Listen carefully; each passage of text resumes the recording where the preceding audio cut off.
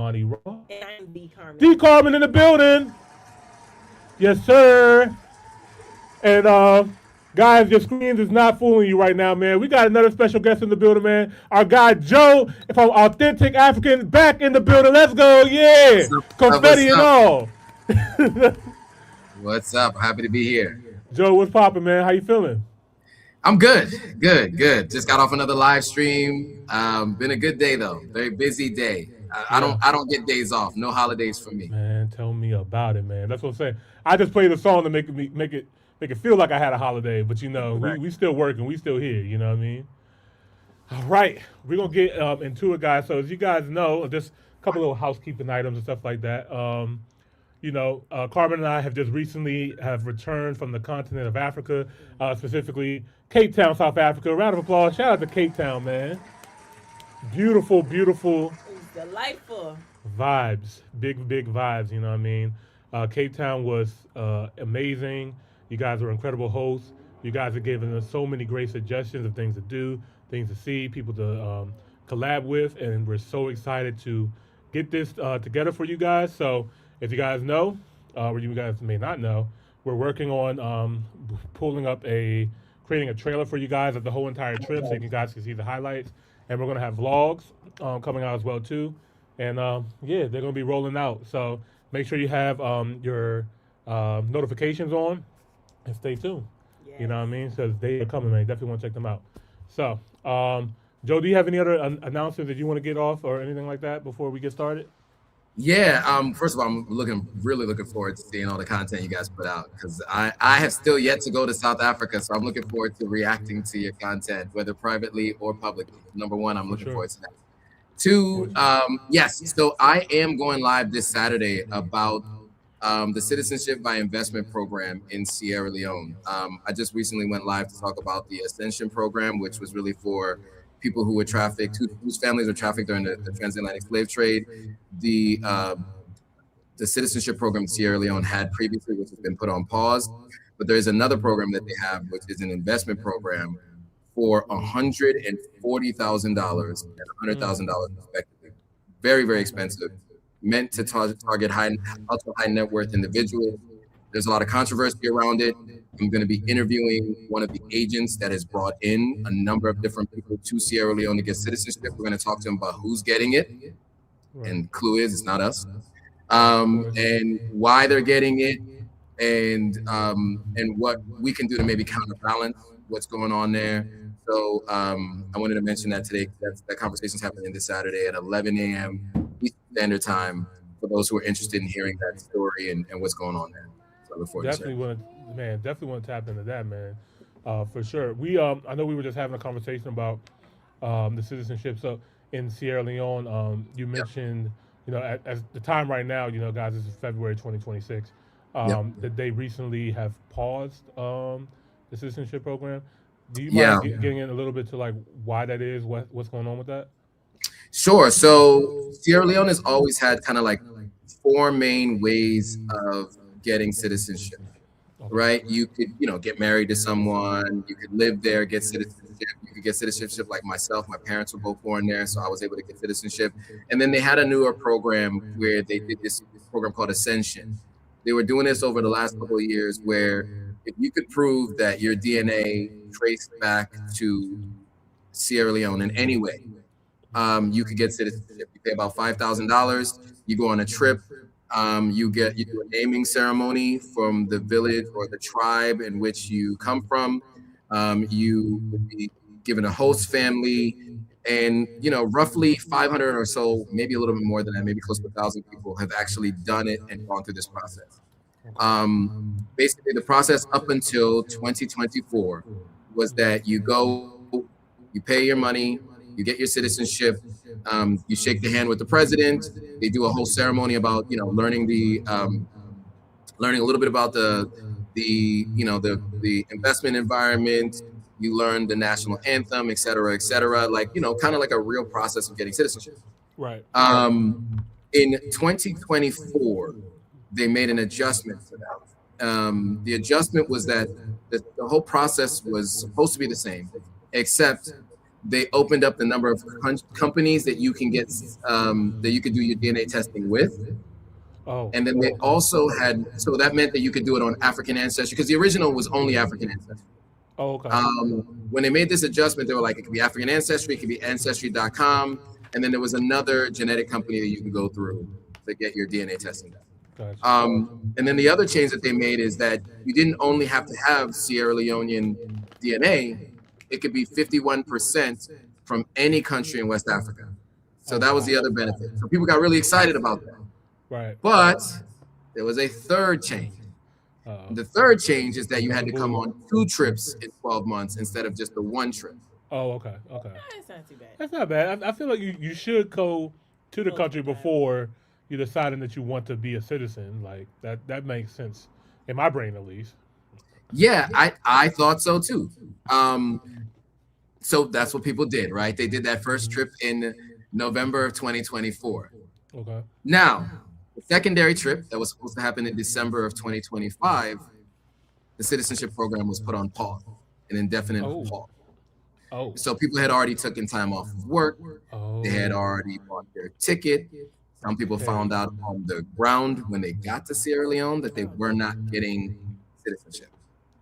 So obviously that caused heartbreaking. Yeah, that's heartbreaking. Right and so that also coincided with the announcement and the launch of this $140,000 program. It doesn't have any issues. So people started to speculate that that program is taking over this program, and there was a lot of conversation around that, which is why I want to cover that this Saturday. But that obviously led to a lot of disenfranchised people really upset about that program, which got people excited about, because right now that program's still on pause. The Citizenship by Ascension program that I just mentioned, the $5,000 2 trip, that program's still on pause. They're taking more people in April of this year, but they still haven't said for sure if people are going to get that passport. So people have already paid for it and are not sure if they're going to get their passport even still. I just interviewed someone on my live stream who just had gone through that program. Now, that led to other countries benefiting from that. So for example, the ADDI and Burkina Faso had a residency program. And so a bunch of people last year went to Burkina Faso. I think I heard the number was over 700 people went on this trip with ADDI to Burkina Faso, the country of Ibrahim Traore, which everybody's familiar with. And they also were working to get permanent residency. It's not a citizenship program because I think Burkina Faso is very interested in making sure that people are serious about the advancement of the country before they give people straight up citizenship. So they're giving them permanent residency and then working towards citizenship, which I think is fair. Some people were upset about it, but I think that that's fair. Also, Ghana launched its official new Ghana citizenship program this year, maybe about 3 weeks ago. Okay. And I kind of knew about this before. I had some inside knowledge. And so they launched the program I think it was the last week in January. And they basically said a number of criteria. Originally, it was like you had to have DNA from Ghana. You had to pay $2,400. You had to have 2 years residency in Sierra Leone. You had to prove ties to Ghana. 2 years in Ghana, ties to Ghana. And so I think a lot of people who were looking at the Sierra Leone program, many of them migrated to the Ghana program or the Burkina Faso program. But the fact that you had to have Ghanaian heritage, I think, upset a lot of people. There were a lot of meetings. So that announcement was made on a Thursday. By Sunday, there were a lot of live streams and webinars and conversations, letters written, and the government of Ghana decided to pause that program that Sunday. A week later, they reinstated the program. So as of today, the one change that they made is you don't require Ghanaian citizenship, but it's still $2,400. You still have to have the proof of residency. You still have to have close ties to Ghana. You have to show significant ties to Ghana. And you kind of have to be there within the window. So they announced it. You still had to be there within like a week to be able to get that citizenship. So that is the update. So from Sierra Leone to Burkina Faso to to Ghana, there's been mishaps along the way in all three of them. And I think that there's been a lot of conversations with folks about what is the real purpose and meaning behind these citizenship programs. And I think a lot of people are skeptical about it. Like many people are saying maybe it's a money grab. There are people saying that they're toying with their emotions. They're playing on the fact that many people do want to find out where they come from. They want to call somewhere else home besides the United States. So there's a lot of conversations happening right now. What I'm always imploring people is that don't allow that to divide us. When it comes to the continent of Africa, we have our challenges for sure, to say the least. Right. But you gotta think about it. In this current iteration, every African country is less than 70 years old. Right. What was America like 70 years old? Man, what was the UK like? It was 70 years old. Exactly. So definitely we're gonna have our challenges. So I do say, like, don't allow it to separate us. I hear like people talking about ADOS and FBA and Pan-Africanists, and it's like we're gonna all put ourselves in different silos and buckets and fight against each other. And I don't think that makes any sense, because at the end of the day, that is what the Western overseers wanted us to do. And so don't allow some mishaps and some challenges and some mistakes to do that. I mean, we can still work through those challenges. So that was a long monologue, but yeah, to be said. No, I appreciate that.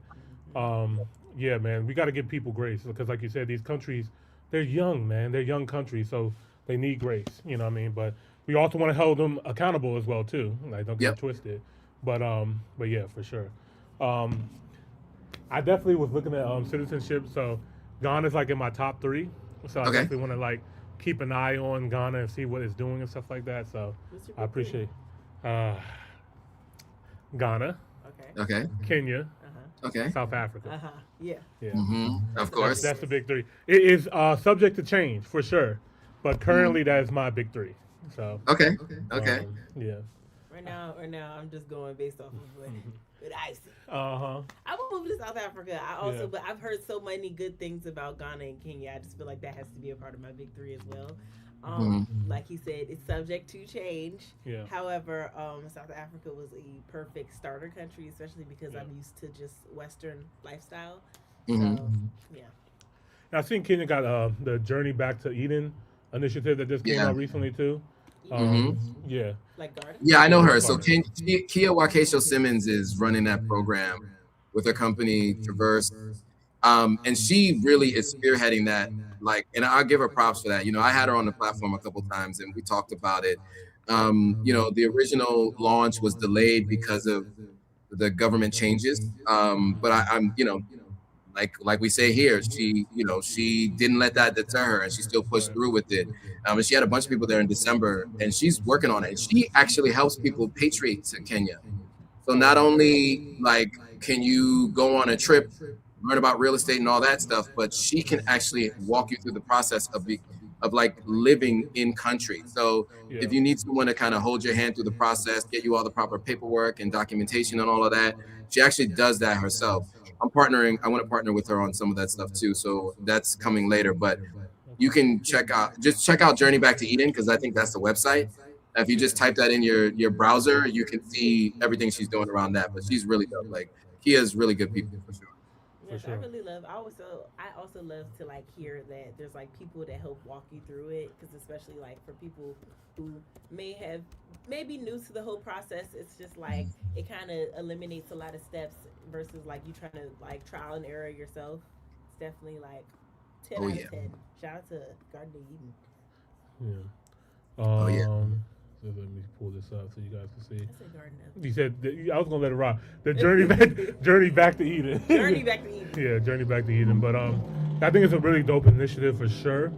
I think there's already a large, amount of African people in the diaspora wanting to come back to Kenya, and Kenya also like being willing to open their home and doors to us as well too. Like, they're very welcoming, very kind, very nice people as well too. So I just don't know if they have like I know they of course have a path to citizenship, but like how difficult is it for somebody in the diaspora to become a Kenyan citizen, or get dual citizenship, if I that's don't know. I possible. heard Kenya don't play, especially when it comes to that military. Yeah. They strict. Yeah. I know Yeah, Ghana seems like the easiest, but yeah. they don't like protest. Put it that way. Right. They Right. don't like cameras Yeah. either. Yeah. Yeah. They're not. Yeah. Or drones. Yes. I can't. Yes. Kenya does not play that. They do not play. They I don't do cannot play by drones drone. very well. Yeah. Yeah. I mean, I would say that one of the things I noticed about being in East Africa, I mean, I was only in Ethiopia for 24 hours, but because of their proximity to places where Mm-hmm. there are terrorists who travel by road who can get to them, Right. Right. they are very careful. Like, you come up to a hotel. Like, I'd never walked into a hotel and gone through like a TSA style security check. Yeah. But they do that in Ethiopia, like in some of the main hotels that I stayed in. And there's a fear of that because of the proximity to potential terrorism. So I think Kenya probably has a very similar process in terms of like drones and things like that, because they have to try to keep their country safe. So I get it.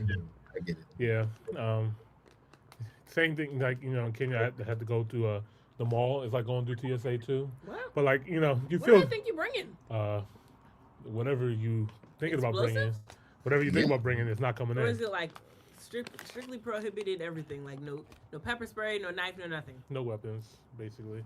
But I mean, it makes you feel super safe too. Though. I like that, but my American Yeah. brain, I'm like, what do you mean I can't bring anything? Right. Americans. Yeah. I mean, one thing you will know that there aren't mass shootings there.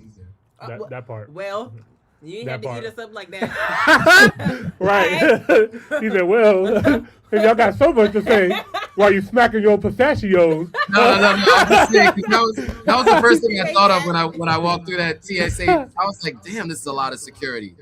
And then I thought about it. I was like, yeah, but you got, if you do it like this, you don't have to be afraid to send your kids to school. Right, for sure. Like me and my sister were talking about that. Like, she thinks about that every time she sends her kids to school. Like, Yeah. I hope that today's not a day where that happens. Like, that's a thing you got to think about now. Reality, man. It's such reality over here. Not to take it there. Bulletproof vest, but Right. no, I digress. Right. We're going to get into some fun tonight, guys. Let me get to the comments real quick. Top Hill's greeting from the city of Lagos, the city that never sleeps. Shout out Oh, to yeah. Lagos. Sending love to Lagos. I gotta make my way there. I like Lagos. It was a good time. WW. Yeah, man, got to get over there. WW, what's popping? Let's see. Just hopping on. You talk about the Russian guy and the Kenyan woman. Oh. What happened with that? What's going on with that? Oh, y'all don't know about that? No. No, what happened? All right. So, there was a Russian national Okay. spending a lot of time between Kenya and Ghana, and he was wearing meta glasses, and he was unknowingly recording young women and shoot. also making money off of it. And Unknowingly. allegedly, he was infecting them with HIV as well. That's the alleged refusal. Yes. He was picking young ladies up on the streets. And I got some anecdotal insight on this on people who spend a lot of time in Kenya. Yeah. Kenyans, don't kill me. But there's a love for the Caucasians in Kenya. There's a name for it where if you're a girl who gets a Kenyan guy, or you're a guy who gets a Kenyan girl, a guy who gets a white guy, a guy who gets a white girl, or a girl who gets a white guy, there's a name for it. I can't remember what it was. I'm sure we can Google it. But he was very successful. He was pretty successful in Ghana as well. And on the day he would meet these women, he would invite them to his house in his first conversation. They would come later.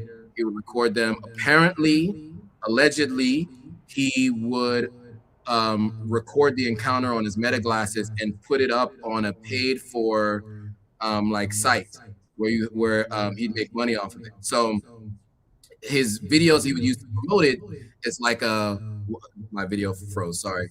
But he would do basically videos on like social media where he would show his interactions meeting the girls, and then he would drive traffic to the website where he's making money off of illegally recording them. And it is super viral around the continent of Africa right now. People are talking about it everywhere. And it's caused a lot of conversations about One, the reverence for white men, and how little work he had to do to get these women. There's a lot of conversation about the poverty on the continent. Um, and then the other conversation about just like how upset many people are that, you know, how do I put this? That's like There were predatory. the ease of which it was that these women were willing to give themselves to this guy unprotected, considering Right. they met him that day. So there's a lot of conversations about that. I mean, there are all kinds of think pieces. People got a lot of thoughts.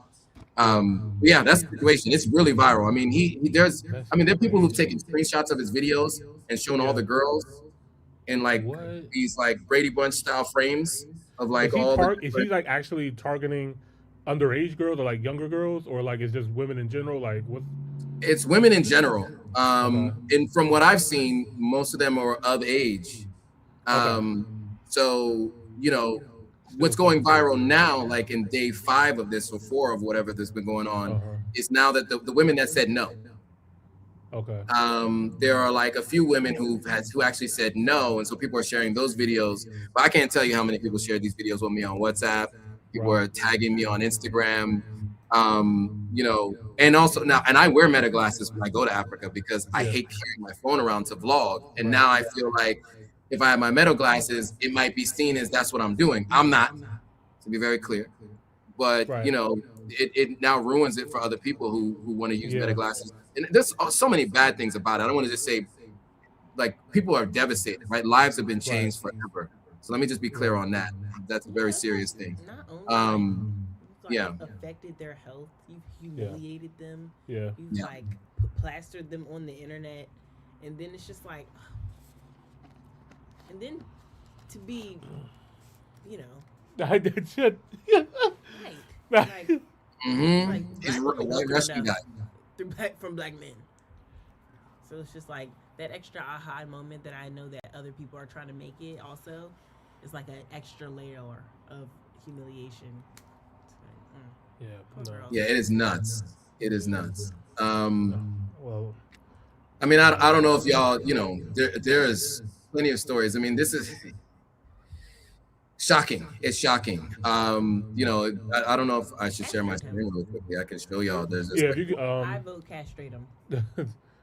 So yeah. this is like If you some can of the share your stuff screen, go ahead, Joe. putting out there. Okay, I see it. There's all kinds of story.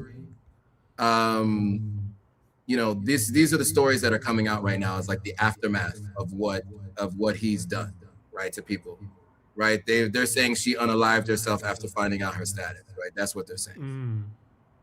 But you can see some of the women here. They should be blurring their faces out. That's why I don't want to maybe show too many of these.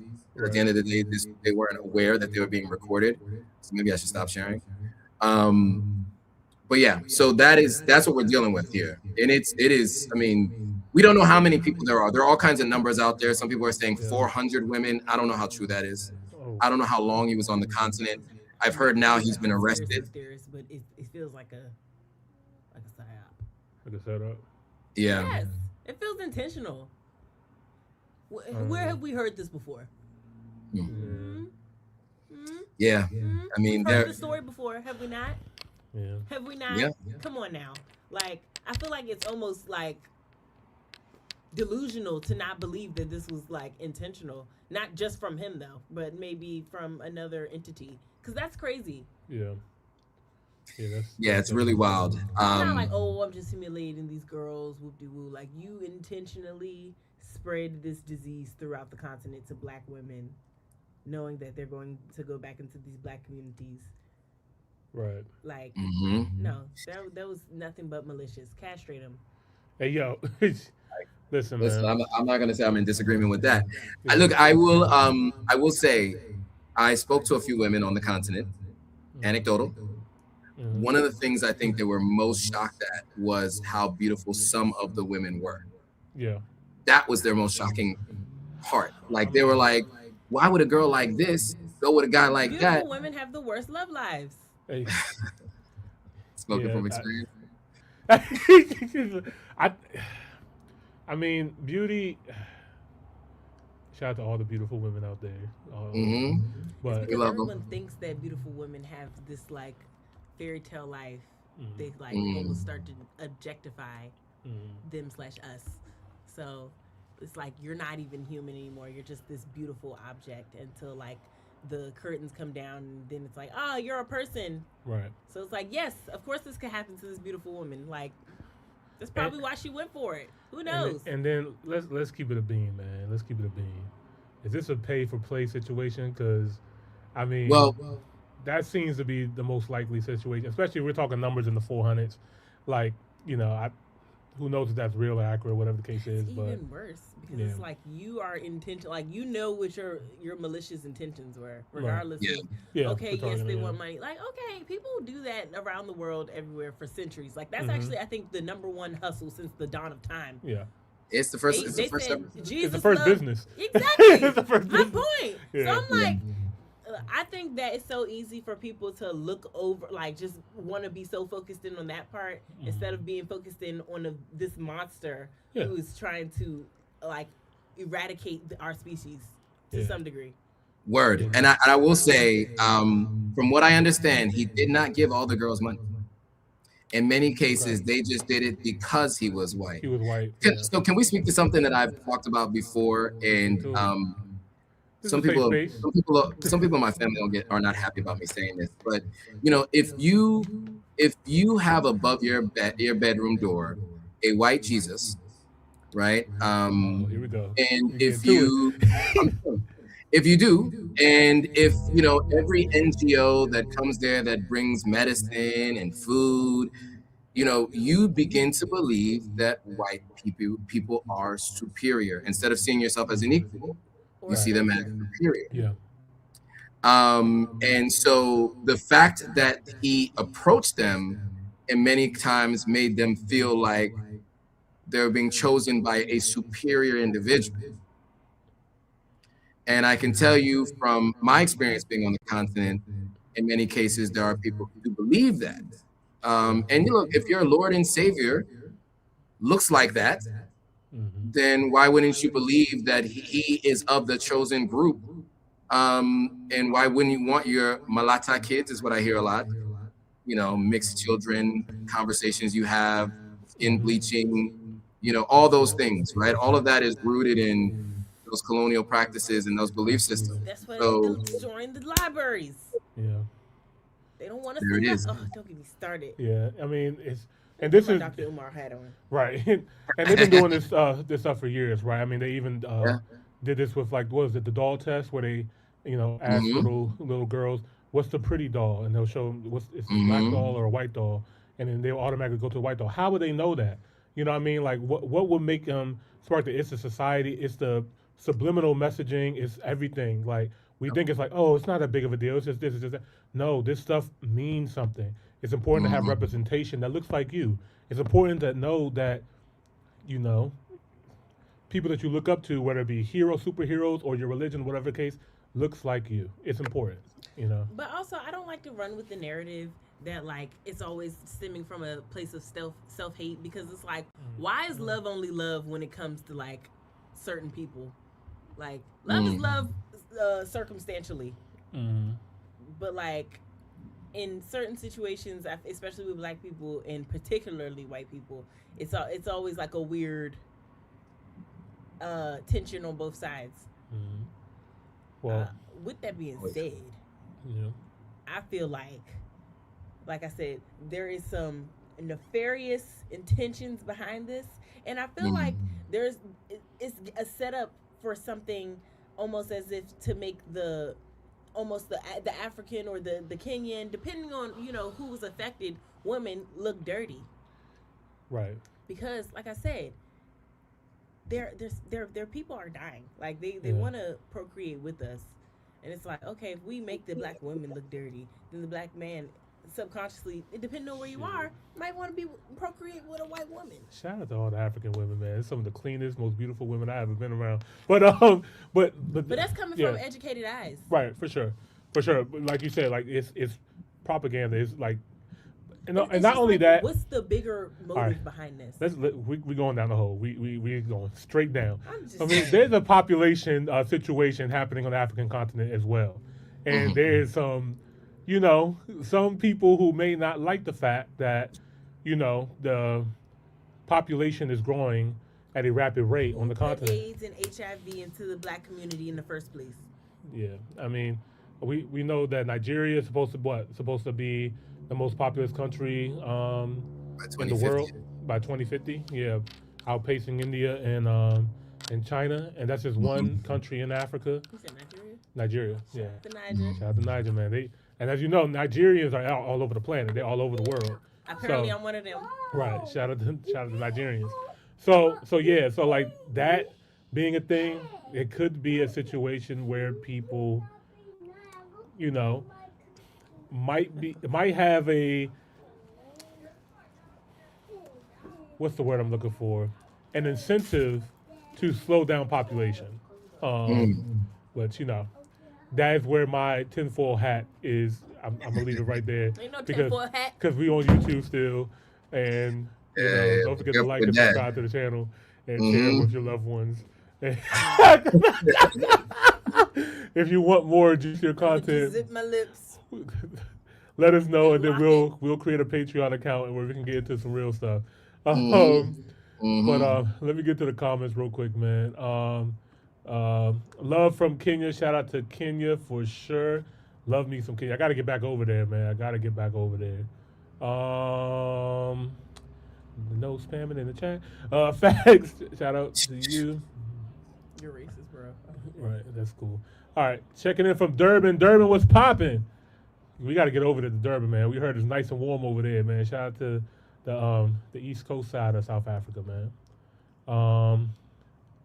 He said those women didn't even make the guy work for it. What? Man. Hey, yo, I don't know much of this, much of the information. But yeah, big shout out to Nigeria for sure. Shout out to Niger. But yeah. Yeah. I can't. but yeah. Let's go ahead and get into the show, man. Joe, you ready? You ready to get into it? Always ready.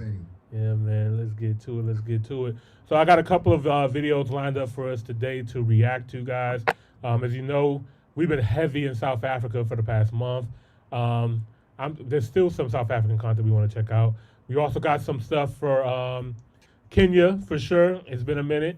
Ethiopia is up as well. If we have time, we will try to get to Nigeria as well.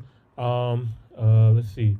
Yeah, so we got a couple of places around the continent to check out. So we're gonna start off in South Africa and slowly wean ourselves off. You know what I mean? But let's go ahead and get into it. We ready to go back. Right. This is from Black Savage. I think this is the first time us ever checking out his YouTube channel. It's how Cape Town millionaires got rich. I want to find this out for myself. Because Cape Town was definitely looking like they got some money for sure. So let's see, man. Let's go ahead and dive into it. If you guys are new here, don't forget to like the video and subscribe to the channel. We greatly appreciate it. Let's get into it. Yeah, it's a restaurant. Let me make sure I mute him.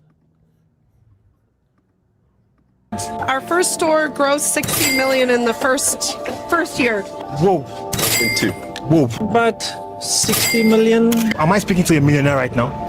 Yes. I've got like 26 cars. What keep the poor broke to you? Put it down to confidence, to be confident enough to go and believe that you can be successful. If you want to be millionaire, then you have to speak to the millionaires. Don't take advice from poor people or broke people.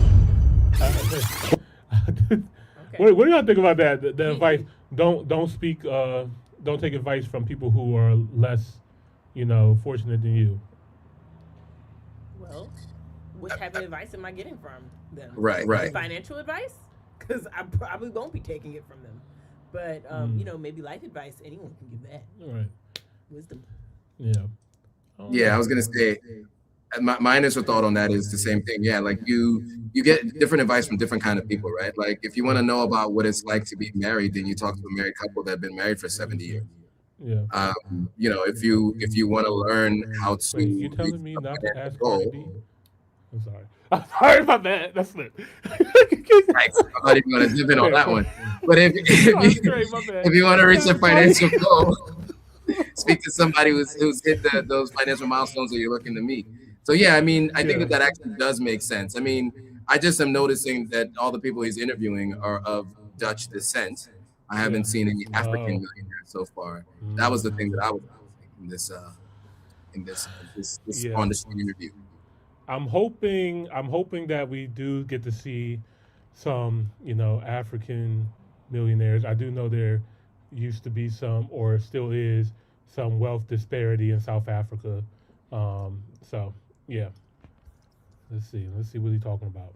Well, guys, we're Blaster Life here in Cape Town. We interview big business owners here in Cape Town. Come on, guys, let's go.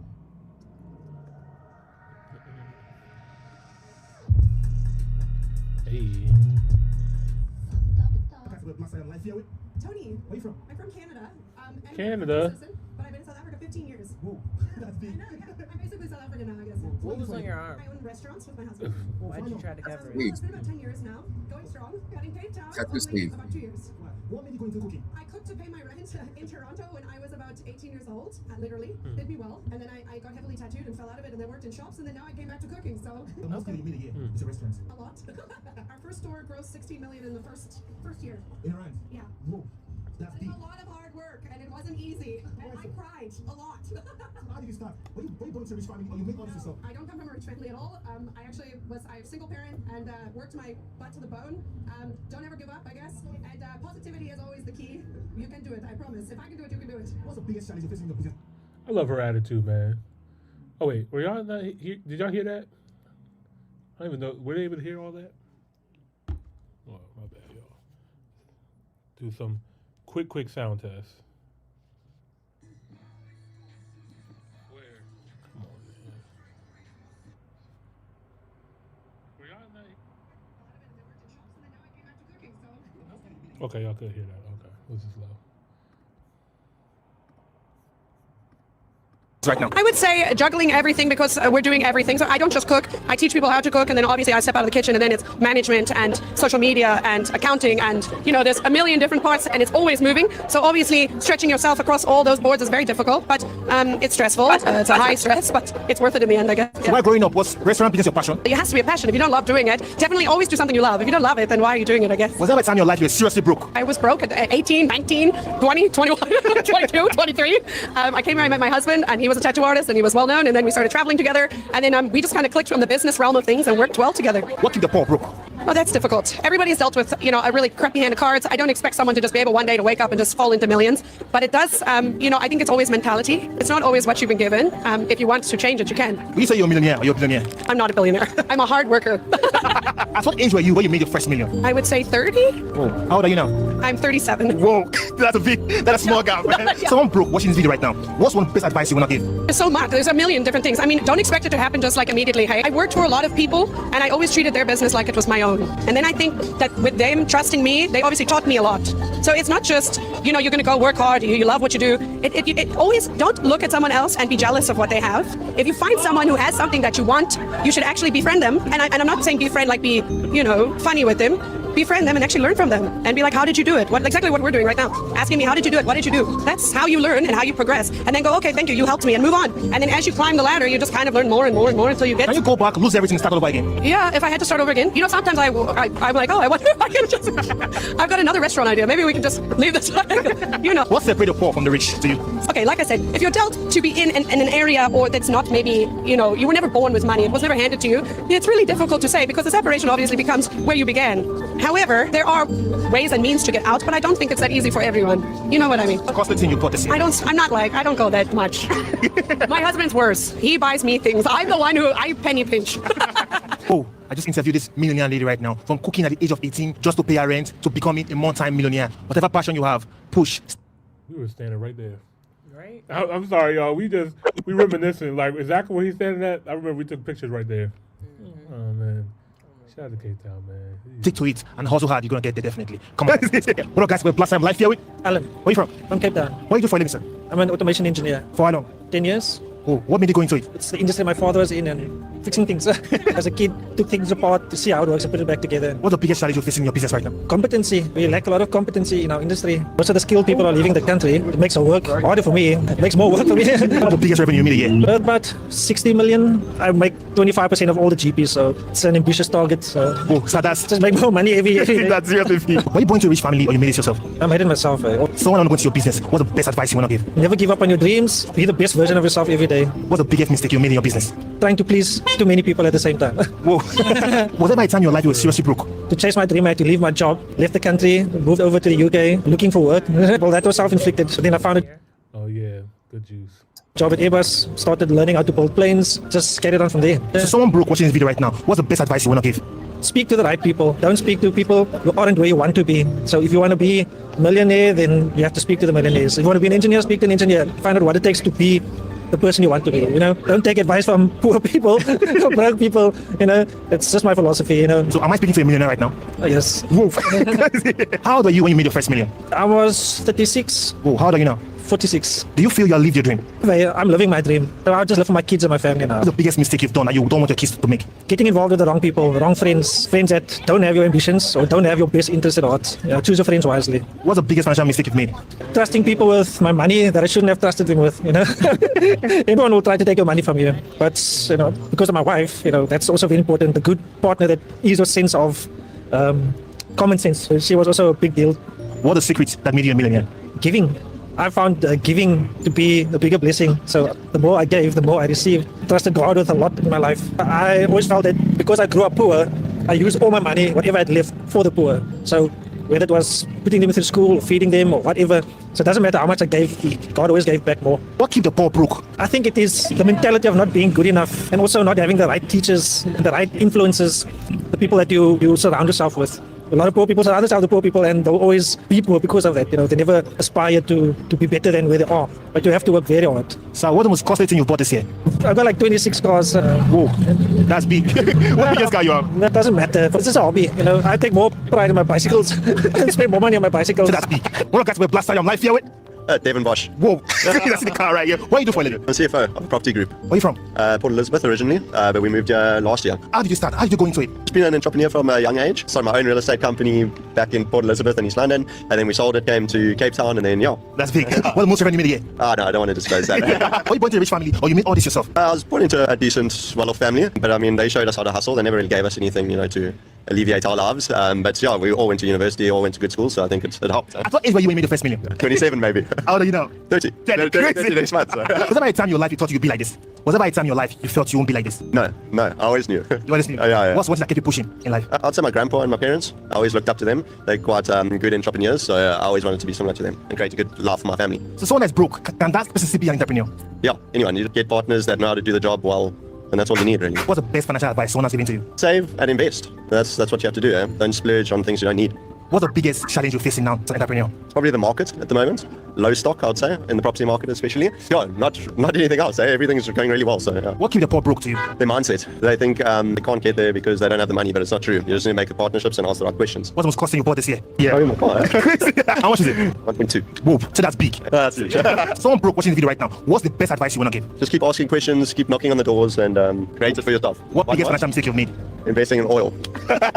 Hello guys, we're AuthenticAfricanLife here with. Hello, George. Where are you from? So I'm from Cape Town. My family's from Greece originally. I own a few coffee shops around the city. Whoa, that's big. How long? How did you start? So I started, it was COVID year actually, it was 2020. I was 22 years old, so it was a very daunting project for me. So yeah, so it's been 5 years now. Whoa, so what made you go into it? What inspired you to go into it? I guess I studied a marketing degree and I always wanted to be behind a brand, I guess, that stood for something big. So how did you start? Were you born into a rich family or what did you make yourself? So look, fortunately enough, I did have my father as an investor, but you still needed that core idea, you still needed that passion. And for any young business owners out there are investors out there, people are usually too shy to ask, right? And to go out and find investors and they kind of give up before they start. So yeah, that's some advice, I guess. What's the biggest revenue you made from your business? I don't know if I can share numbers like that, but I can say that we've sold more than 400 coffees on a day and more than 200 milkshakes on a day before. So yeah. What's the biggest challenge you're facing in your business right now? I'd have to say we're just coming out of season now.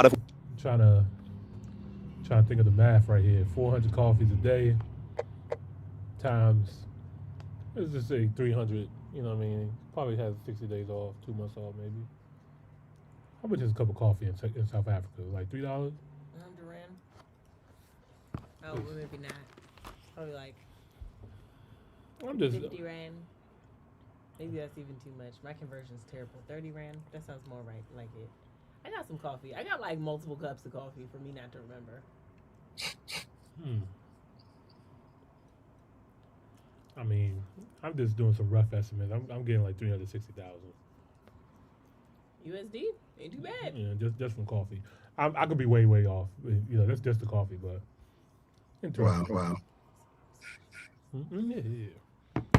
Winter, so Cape Town's a very seasonal place, especially these days, now more than ever. So the biggest challenge would be to handle winter, you know, and to do well enough in winter and to make profits in every month, not just 6 months of the year. So when I want to go into your business, what's the best advice you want to give? I would say find your passion, because if you don't have that love for what you do, you're going to quit at the first challenge. If someone broke watching the video right now, what's one of the best advice you want to give? Don't give up, choose your goal, put your head down, work towards it, and stay true to your vision. And someone that doesn't have money go into your business? Yes, definitely. If you got that core idea and you got someone who, if you don't have the money to start it, then if you have someone who also shares your goal and believes in your dream and your vision, then the possibilities are good. What keep the poor broke to you? Very tough question. You know, I know it's not easy for everybody to follow their dreams. I would say confidence. I'll put it down to confidence. You know, to be confident enough to go and believe that you can be successful. I think that's a big hurdle that many people fail at. That's the first hurdle that stops people from progressing, I can say. What's the biggest financial mistake you've made? Opening marginal stores. You know, I was too eager to just, I thought everything I touched turned to gold, and I grew it a bit quickly at a point in time. Yeah, I guess in future I'll be... Oh my God. I'm sorry, guys. We had to pause it. Oh my God. I was just thinking about that place Oh my God. seconds ago. Yes. Guys, right behind the gentleman that he's interviewing. I know. There's a restaurant right here called the Codfather. Oh my God. When I tell you 10 out of 10. 10 out of 10, this might be one of my favorite restaurants in Cape Town. For sure. Like, amazing sushi, the freshest fish you can think of. Like, they don't have a traditional menu. Like Joe, you just go up there, these are all the fish that we caught this morning. You just pick it, they cook it, and they serve it to you. And like, man. Oh my God. So good. Shout out to the Codfather. It's crazy that's right there, because I was literally in my head like, some Codfather sounds really good. Man, really good. I see y'all having these nostalgic moments. Man. I've been there. I wish I could have been there. Flashbacks. You know what I will say though, from what he said, is that he got an investment from his dad, and I think that's a very important thing to think about, because he started his business at 22. I just saw somebody recently talk about that most people don't start, most good businesses don't start for people who are not until they're like in their 40s, because you have a network, you have the knowledge and know-how of working for and doing other things, you have the patience, you have the consistency. It's very rare that you know, I heard one person at 30, by 30, she made her first million by 30, she was 37, he started his business at 22. I think their circumstances have a lot to do with their success. But I do think that there's a lot of good insight, though. I think the most important thing I've heard from multiple people so far is that kind of like success leaves clues, right? You want to learn from other people who've done what it is that you want to do, so you can attain your goals. So I think that's really important. I do want people to also think about circumstances for these folks as to what led to it for them, and just know that for yourself, it may not be the same path, right? Exactly. Yeah, but like you said, you know, if you just take the mantra, just being around people that are maybe more successful than you or just a little bit ahead of you. Like, if you're the smartest person in your room, you're probably in the wrong room. It's probably time to change rooms. You know what I mean? So I would say leave it at that. And I also am appreciative that he did share the fact that, you know, he did come from, well, his father seemed like most likely he's a little bit wealthy. But it's good to see a second generation continuing wealth, because, you know, a lot of times they ended up messing up their wealth too. So, you know, if I become wealthy and my kids, I pass it down to them, I would like to see them continue on and build stuff too as well. So when you become wealthy. Absolutely.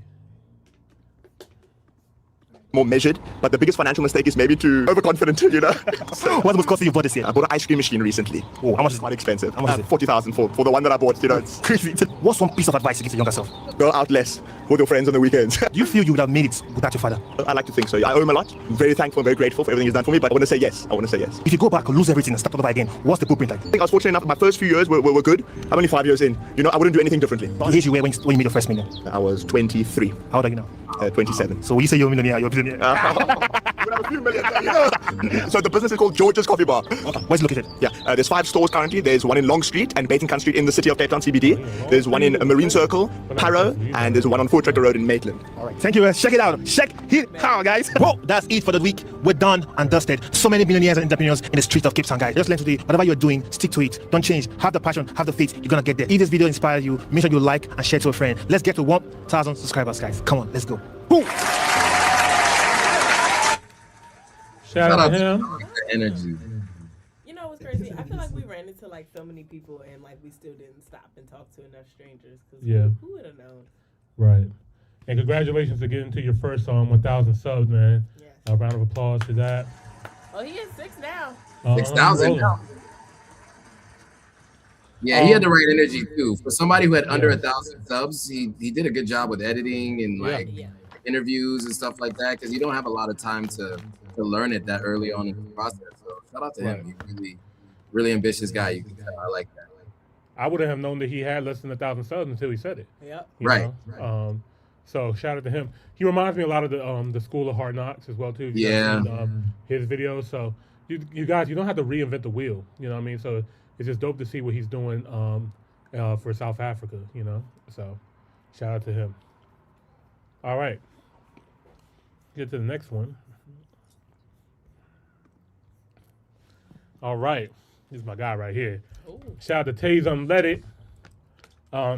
4 provinces in 48 hours. Wow. Lamborghini Urus. One of my favorite cars of all time. One of my dream cars. So I've seen one of those at the car show. Mm-hmm. A couple. I think I've seen a couple actually. Let's get right into it, man. I'm trying to see what they're talking about. See what the rest of the provinces in South Africa look like, man. Let's get into it.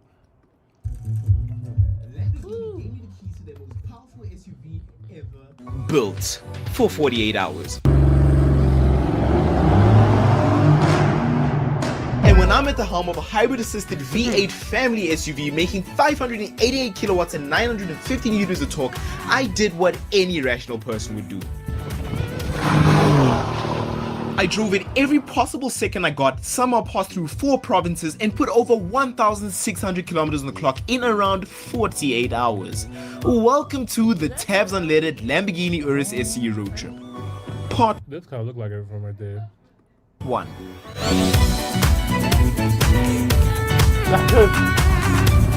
But first, let's meet our co-pilots for this video. In the front seat, introducing my brother-in-law. Hi guys, it's Zelle. And in the back seat on extra camera duties, my cousin.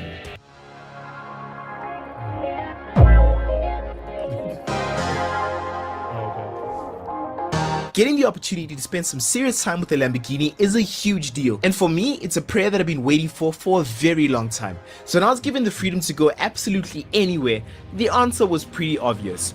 Open roads, mountain passes, and places where I get to drive the Lamborghini the way it was built to be driven.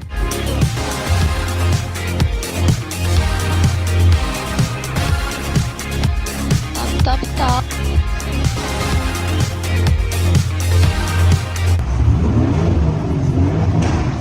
After waking ourselves up with Red Bull and the mighty sounds of the SE, we got stuck in traffic for some time. It turned out to just be roadwork, so we're soon back on the road and approaching the first toll gate.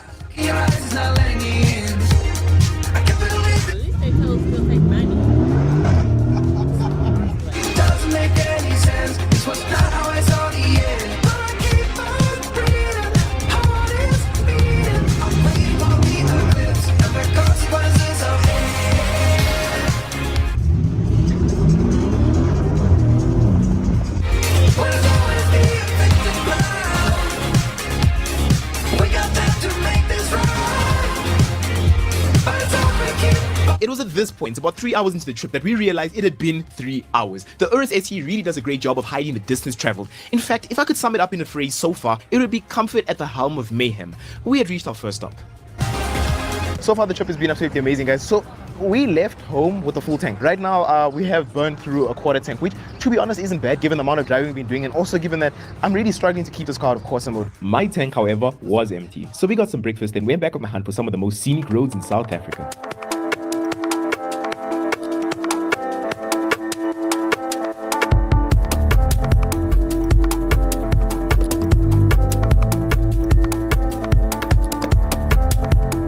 this car is an occasion. It is a special event every single time you get behind the wheel of this thing, man. Right now we are in strata mode. We've got cruise control set, so it's switching between battery and combustion. The valves are closed. You would never know that. I'm gonna be honest, y'all. This is gonna be my car. I'm gonna own this car one day. That Lamborghini yours? Yeah. If you get your friends to subscribe and you comment, then we might be able to get Monty closer to that goal. Look, got some goals of my own. I'll pull up on y'all too. We could have a party together, man. I'll pull up to y'all township. We could just, you know what I mean? We could just turn some drift. What do they we could call just it? spinning. I'll do some spinning in the yours, man. You know what I mean? Like flipping, but you know, it's okay. Oh, no, we ain't flipping nothing. We flip some more money. Okay. But yeah, man. You're in a very high performance SUV. If you didn't look at the badge and everything else in the car that makes you know you're in a Lamborghini, when you switch this car into Corsa, specifically Corsa, it quite literally feels like you're driving a different car. This thing really and truly wakes up in a way that like I've not seen any other car do when it switches between different driving modes. It is intentionally brutal, is how I can put it. It was about at this point that I became really fixated on experiencing what the wild side of the Lamborghini Urus SE was like. However, we still had about an hour to go to our first mountain pass, so we switched on the massage seats, let the B&O sound system do its thing, and carried on towards some of the most scenic roads we could find.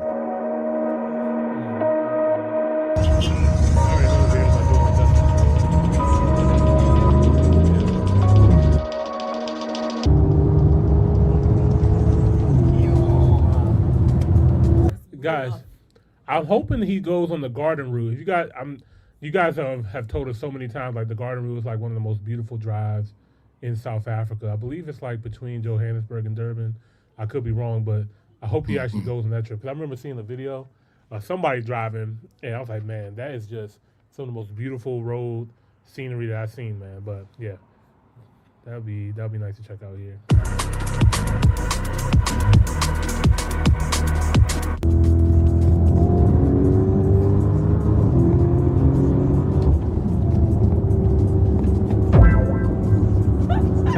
There's gonna be a lot of that. I'm sorry.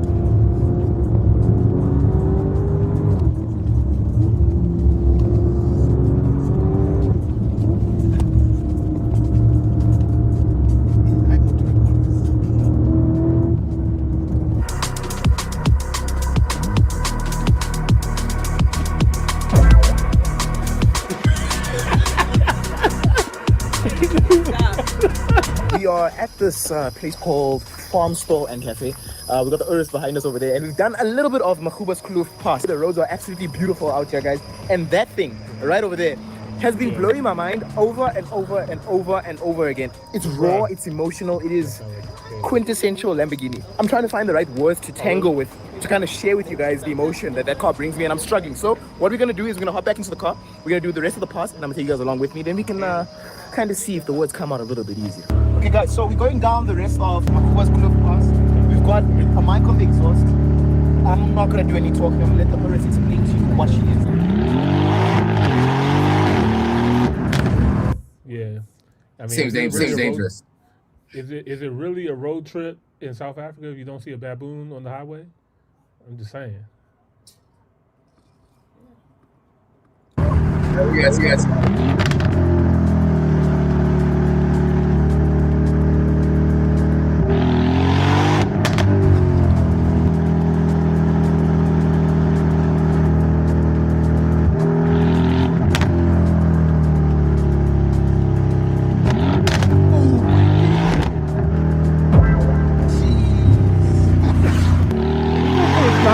I was smiling for you.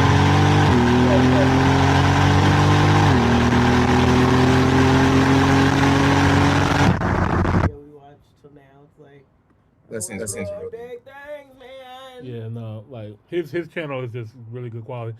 I love the fact he fuses, you know, not just luxury. He fuses like luxury and Africa together. You know what I mean? Like I know he does other travel as well too, but you know, I've seen him highlight a couple of spots in South Africa and stuff like that too. But yeah, it's just dope to see this because as Americans, you know, unfortunately, if I show people this and be like, yeah, you know, people have this over there too, they'll be like, what? You know, so it's good to see more and more of this. But yeah, I do want to get into some comments too while we're in the halfway point. Let me get to it. Shout out to Alexander Jermaine Abrams. What's up? Good morning from Johannesburg. J. Cole just announced his world tour, and South Africa is on the list. I synced it. I synced it with my own eyes, brother. I did. J. Cole has announced that he will be concluding his world tour, the fall off tour, in Johannesburg, South Africa, in December.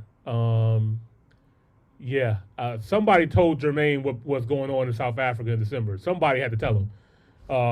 So he found his way to get out there. So that's lit. That's dope. I don't know. We might have to pull up with him too, man. I don't know. Spin the block back on Cape Town in December. But yeah, all right. There is the route in Karoo that has the wildflowers.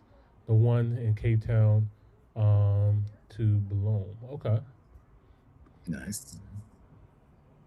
You said the wildlife is limited to Cape Town and KZN. You don't see them this far out on the roads. You would see them closer to the rest stops. Okay. Got you. All right. Let me just explain to you what we are feeling in this car.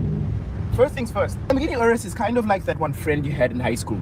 That friend was a party animal. That friend was also on the first team of every sport they played. That friend also somewhere, somehow managed to get straight A's. That friend's whole blaze was full of accolades and yet partied every single day. That is what this car is, right? It does not make sense how it is so complete. How it is so whole. Incredibly whole is one way to put it. Another way would be addictive. The instant response from the hybrid system paired with the boisterous V8's and animalistic soundtrack makes this car very difficult to stop driving. So, instead of turning back around and heading back to Joburg as initially planned, another 3 hours that we have sat onto this journey, another 233 kilometers, we are going to Saudi. In search of better views, better roads, the best steak, and priceless memories.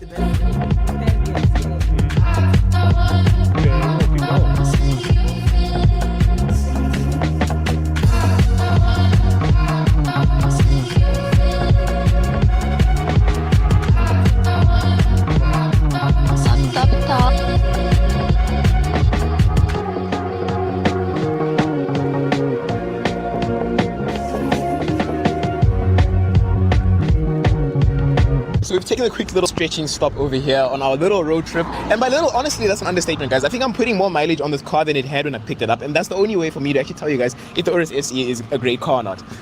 Just ignore the smile. Stay tuned for the final verdict. But guys, just take a look at this view, man. This place is absolutely beautiful. But my favorite view is this baby right there, man. The Urus SE in blue Uranus. This color right here is a color that I hope to see on more Lamborghinis. This is so beautiful. I've seen it on this car and I've seen it on a Urus Performante. Whoever's getting a Revuelto soon, guys. Reminds me of the B5 Blue on low power charges. Sorry. Sorry. Just what? Having a car. Car talk. Car talk. You ever heard B5 Blue? I know what it look like. It looks just like this. Like you've seen this color on a Charger or a Challenger before, you know? Yeah. Hold up. I used to be in the car club, man. I'm big on cars, but yeah, B5 Blue Charger. Yeah, man. Oh yeah, I used to ride one of them. Oh my God. Oh yeah, I used to have one of these, man. Shout out to, rest in peace to the Silver Surfer, man. R.I.P. A real one. She was a baddie. She was a bad bitch. I ain't gonna lie. Oh my God, man. Oh, but anyway, let's get back to it, man. Damn, that was good times. Good times, man. I love my life. Shout out to God, man. Corners ran out. I'm gonna give you a second to go fetch it again. Cool, let's hop in the car, let's go. I think this might be the best sounding car that we ever had in the UNLV garage, guys. Now to prove my point, not that I really needed to, we found some quiet mountain roads, a tunnel, and of course, my happy right foot. Enjoy the next few minutes of pure Urus SE soundtrack.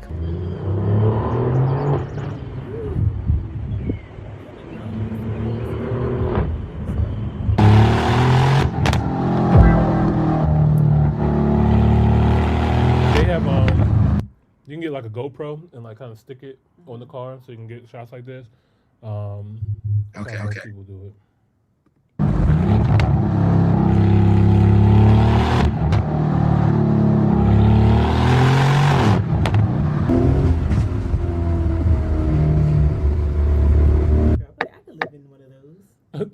it. Live in a cave. Mountain house. Mm-hmm. All the mountains, like when we were in Cape Town, Carmen's just like, I know people living there. there's people that live in these mountains somewhere. There's got to be some nice cave mountain houses, something like that. We drove through a cave. You can't I'm sure. lives in the caves. We definitely, yeah, it was lit. It was lit for sure.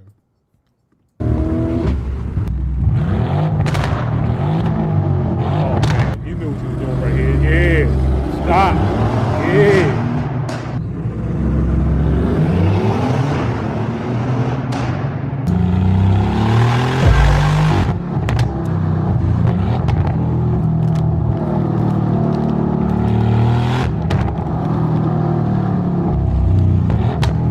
I rest my case. Best sounding car we've ever had in the UNLD garage. The SE looked and sounded so well that it forced me to add yet another detour to our trip to go to one of the best viewpoints in Mpumalanga.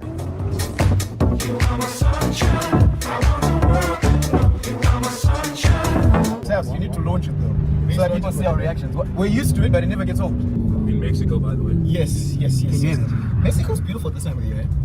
I had no idea there's so much greenery, dude. Some of the people almost sound like they're speaking Zulu. It's wild. Yeah, I was shocked. Like, what? What? It's stuck with your chest. No ways. I launched it and the phone flew out his hand, landed on his chest and stuck. Let's try that again. Yeah. He did a 0 to 60 and then it just landed it right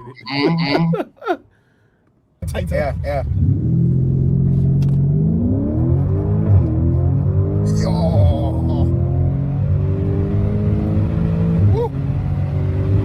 Oh my goodness. Hey guys, just a quick update. So we made a bit of a mistake. We missed our turn, which is not our fault. We blame the GPS. Although we are taking accountability somewhat. We got carried away. After getting lost again and adding another 30 minutes to our trip, we finally arrived at one of the most iconic viewpoints in Mpumalanga, the Three Rondavels. Three massive rock formations shaped over millions of years, towering over the Blyde River Canyon, and parked not so quietly beside it, the Urus SE.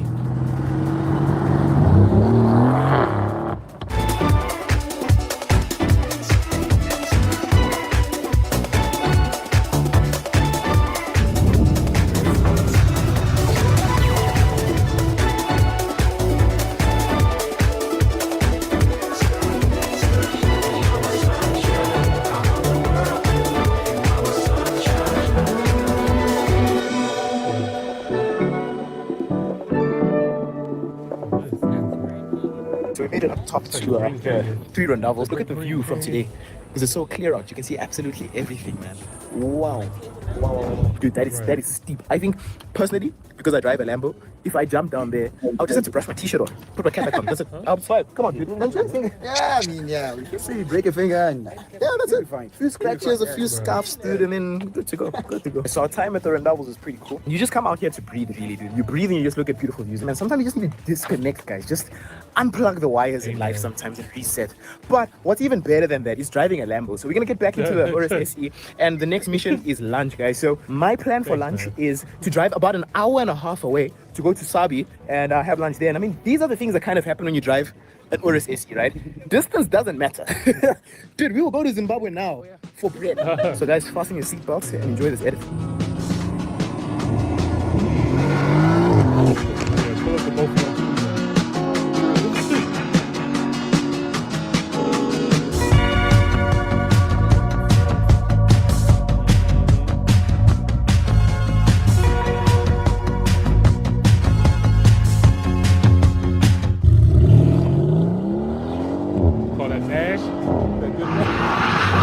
That's the Nash right there, yeah. What is you? It has started raining. Every time we come out to this side of the world, guys, I promise you it is always raining. We are now 34 minutes away from our lunch stop. Gents, are you guys hungry? I need to boo. I see what you did. Hey guys.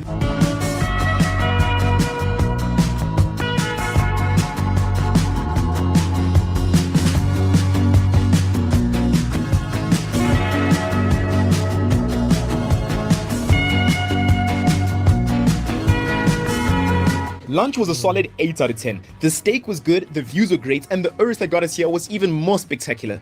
I would say this was well worth the 3-hour detour. So, in typical UNLD fashion, we filled up the car with yet another full tank, then made our way back home. The long way, of course. thirsty girl right there.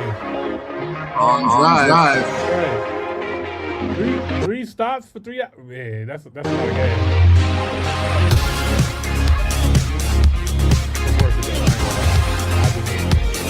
We just finished lunch and we are on our way back home. It's past 5, so we're probably only gonna get back in Joburg around 10ish.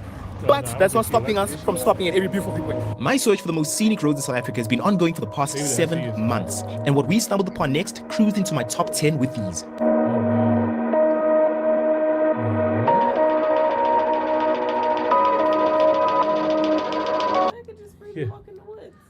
I wanted to ask about. Yeah. So everybody who goes to South Africa talks to me about how beautiful the landscape is and the mountains and all of that. What was your experience? I mean, we're seeing some of that in this video today, but I mean, the video's mostly about the Urus, but like as he's driving, you can see out all across the landscape. What was that like for y'all? I would say for me, so I've been to 15 different countries, right? I've seen some beautiful landscape. I've been to Hawaii. To me, South Africa landscape as an entire country, just because I know how large South Africa is, I've never seen the crazy landscape and beauty of having, you know, breathtaking mountains, blue water, at such grand scale compared to anywhere else in the world. I think it's the most beautiful country landscape-wise I've ever seen so far. For me, I would like to just piggyback on that. I have not been to 15 countries. That was actually like my first country. I mean, I've been to Bahamas, but people say they don't count that. So, you know, wherever you like to That's another count country. It. But I count it. But Bahamas has the best water. I say that. But no matter what setting, which camera we use, no matter what, the camera could never capture the beauty that I was seeing in real life. Like, it was just like, if I could just drive for a day and just do scenic drives all day, I would be perfectly happy with that. Nice. Yeah, we had a safari tour book, and the safari was actually 2 hours away from like Cape Town, actually. So we drove 2 hours away, and just driving, we're just looking at like, bro, this looks like Hawaii mixed with Arizona, mixed with Colorado, mixed with, you know what I mean, just all in one. You know what I mean, just super, super beautiful. Like Carmen said, we'll definitely just love to do road trips around South Africa. So, especially in a car like that, like if we had a Lamborghini Urus, I'll drive countryside to countryside. Cape Town to Durban, what's up?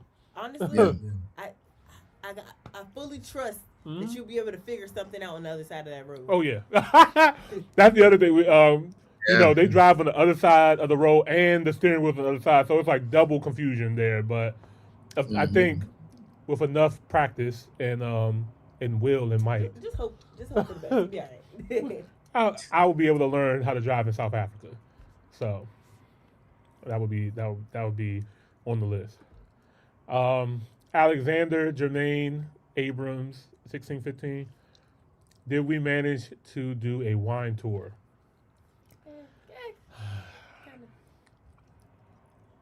Stay tuned. Stay tuned for the vlogs. I'll say that. Stay tuned for the vlogs, man. Coming soon. Coming soon. All right.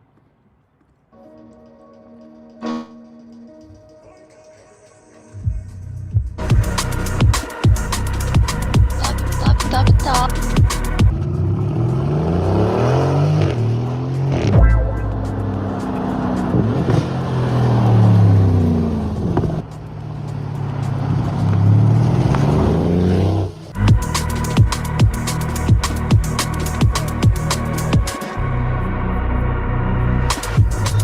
That's a good question. Joe, I don't know if we call it military time. Does everybody else, does people around the world use that majority of the time, or is that just some countries? That's a good question. A lot of countries do, actually. Yeah, I mean, I don't know if it's like standard, but I do. I mean, I would say not where I've been in West Africa, but like in Europe, a lot of times I've seen people use the 4-hour clock for sure. Yeah. Yeah, maybe it's close to European. I'm even thinking about the countries I've been to. I don't remember that being like a prominent thing. But yeah, I don't know. It was common in South Africa, though. I would say that. Well, it makes sense because a lot of Dutch. Yeah, for sure.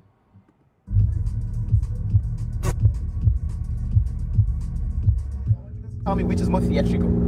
Corsa or sport mode, right? So let's do a quick little. Okay. Okay, that's a Corsa downshift. Okay. Now, okay, let's quiet down. Now we're in sport mode. Oh, use this. Yeah, sport is no doubt. Yeah, no doubt. Makes the car more. Hey, hold on 1 second, man. Why'd you blur out the speedometer right there? What's going on? He said, I'm not speeding. Right, he's like, Sure. it out. Yeah, sport is no doubt. Yeah, no doubt. Makes the car more.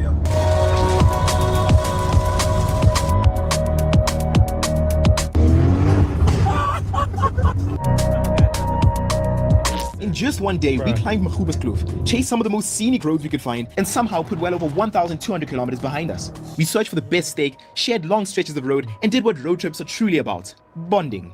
But more than anything, I got to understand the Urus SE a little bit better. How it handles, composed and confident, even when the road tightens. How it sounds, a proper Lamborghini V8. How it behaves, the electric motor fills in the gaps and works hand to hand with the V8. It doesn't numb the experience, it adds on to it. I learned that the Urus SE isn't just about numbers, but about something you feel, kilometer after kilometer. And this was only the beginning. In the next... Hold on, man. I got a real question for y'all. Chat. If you had the opportunity... video, the adventure continues. To have this Lamborghini Urus for a day and do a road trip, what album are you playing, man? What album is getting played on this drive right now? What we talking about? Please let me know. I got two. Kick you off the ox. Right. Joe, what you playing, man? One's a little so I'll skip that one. Thought about it. I was gonna say Blueprint, but right now it's even kind of controversial. I love the Blueprint album. Miseducation of Lauryn Hill is a good one. Album to ride to the car. That's a really good one. If it was just one album the whole time, I think the Miseducation of Lauryn Hill takes you through everything. I ain't even mad at that. That's solid. I love that album. So yeah, and I've done it on road trips before. So oh yeah, okay. Yeah, it's a good one. It's good for like background music and sound. I mean, you don't really turn it up really like that, but like if you're cruising and you're paying attention to what you're looking at, Miseducation of Lauryn Hill will take you through something. I mean, just if y'all haven't listened to it in a while, listen to it and then you'll know what I mean. Yeah. For sure. Carmen, you got what album you playing? What the girl he's playing, man? What you want to play? You probably want to play a playlist, but if you got to pick an album, what album would you want to play? I don't know.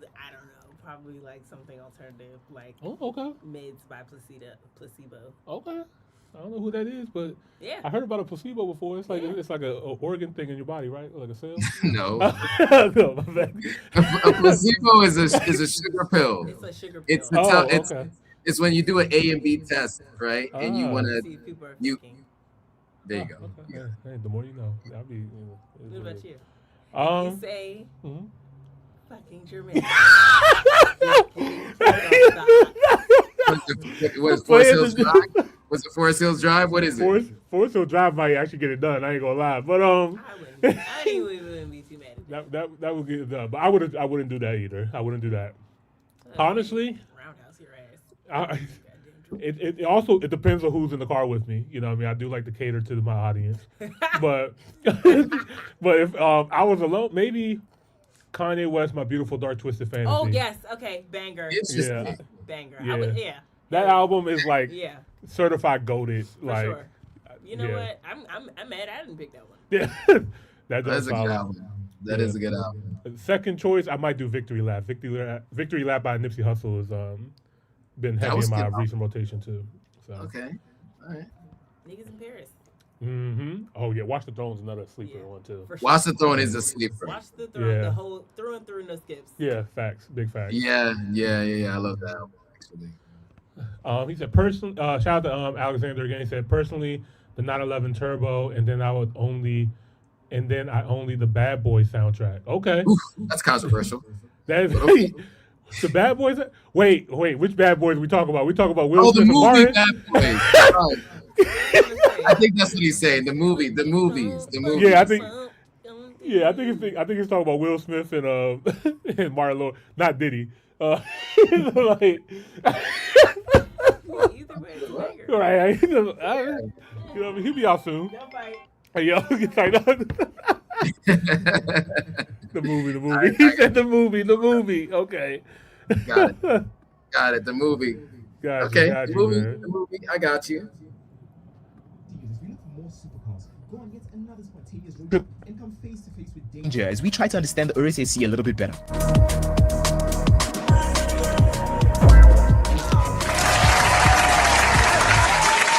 All right. Round of applause for Taze Unleaded once again. Love watching his channel. As a car enthusiast myself and someone that loves the African continent, I just love to see the lines on the board sometimes. You know what I mean? I think he does really great content. So super dope. All right. Maybe next time we come out there, you invite us. I don't know. Who said that? You never know who Top Hill might end up, crossing paths with, man. You know what I mean? Stay tuned. We got my man Joe still in the building, man. Joe, you rocking? You good? Yeah. I can stay for longer. Maybe another time. Okay, cool. So we got a solid lineup tonight, man. So we got my man. I'm gonna let you pick the next one, man. We got Walter Maya checking out Ethiopia's capital, Addis Ababa. That's been heavy on my list to check out next. I've been there. Shout out to Jasmine Gazelle. I like her channel as well too. She's a vlogger. She has luxury house hunting in Nairobi, Kenya. And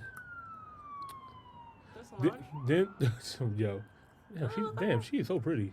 I don't even know how to pronounce this YouTuber name, but it's a newer YouTube channel. It's Inside Africa's biggest street party, Nigeria's Calabar Carnival. I never heard that before, but so out of these three, what you thinking, man? I want to see real estate. You said you want to see the real estate. The real estate? Okay, I'm down for that. House hunting in Nairobi, Kenya, please. We back. We is back. Are you kidding me? Like, Kenya, I missed you, Kenya. It's been a long time. Look, man, you guys know you guys have my heart. I got to get back over there, man. Nairobi, Diani, Mombasa. Like, you already know, man. Carmen's coming with me next time. You know what I mean? I will be there. Yes, for sure. Diani Beach. Yep. Joe said he might pull up too. Why not? You know what I mean?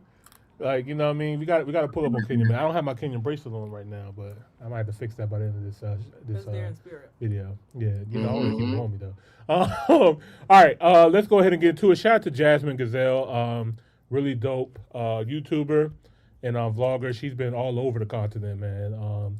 But I know she has been heavily in Kenya as well. And she dropped I think this one came out 2 weeks ago. This is luxury house hunting in Nairobi, Kenya. Let's get into it. Because Kenya might be where I reside. Or South Africa. Or Ghana. Where the money was at. Who knows? Let's go ahead and get into it. If you guys are new here, don't forget to like the video and subscribe to the channel. We greatly appreciate it. Let's get into it. Well, welcome back to another video. As you can tell, I'm on the boda. We're starting today's video from the back of a boda. Hopefully y'all can hear me, but we're going to be house hunting today. I just want to show you the views. We're almost there. We're in Runda area today. This is where a lot of the embassies are. We just passed the U.S. Embassy. Yeah, I'm excited for today. This is always a good hint too. Like whenever you're traveling somewhere and want to move somewhere too, it's good to be close to the embassy that you reside into. So. Yes. They said the U.S. Embassy is in this neighborhood. So. Yeah, and you know why that's maybe just to add. Yeah, please let us know. So one, if there's ever any conflict in the country, they'll be able to excavate you out easily if you need to. And then the other thing too is it's sovereign land. So anything that happens to that embassy is an act of war to that country. Oh, I did not know that. And most people do not want to do anything to an American embassy because that is considered an act of war. So that is the blue passport privilege we do have. So yes, I definitely recommend staying near an embassy in a country you've never been to before for those two reasons. Good to know. Good to know. Good to know. Mm-hmm. Fact.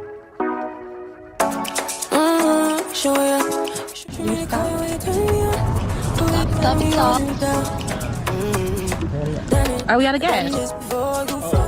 Won't catch you, don't know I'm scoring. Cause you love to have more crying. Calling be sweet, telling me you need me. But I'm from a city that's high school. I give them the cinema, I go. Headed to find the house I'm going to.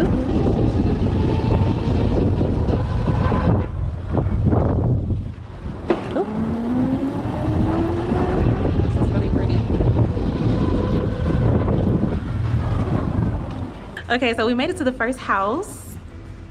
This is what it looks like when you first come in. It's very open, and then you have these super large glass windows with the sliding door. And this is the garden. I really wanted a garden, but I don't like how close we are to the road. This is the kitchen area, and then as you can see, this opens up to the living room. And then this is the laundry room.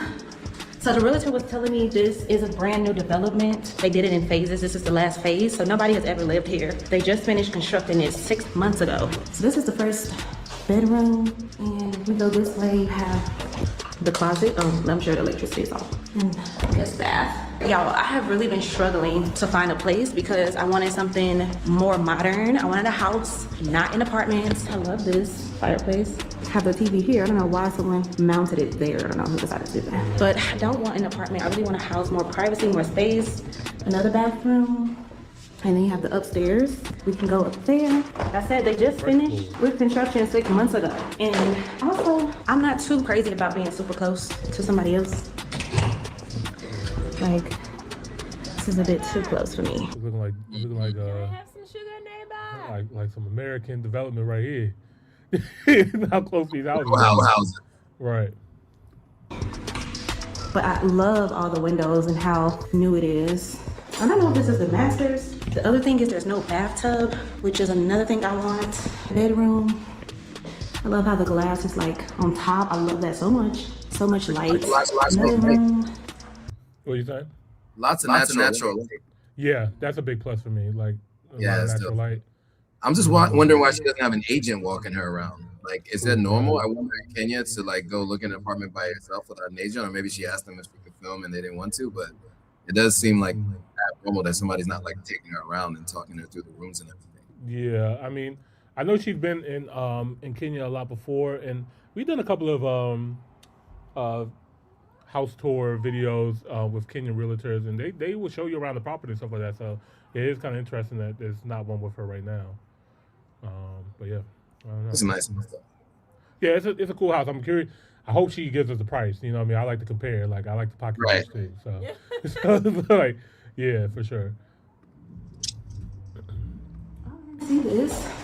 This has a skylight. Here's me. It's a 4-bedroom. And they like, Jazz, why do you need 4 bedrooms? Don't worry about that. Great question. Okay. Don't worry about it.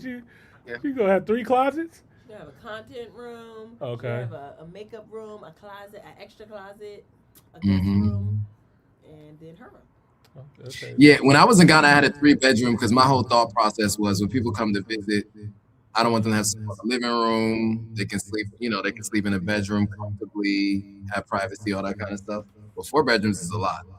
That is a lot. I feel like most of the houses I've seen abroad are like bare minimum 4 bedrooms. Yeah, especially in the neighborhood.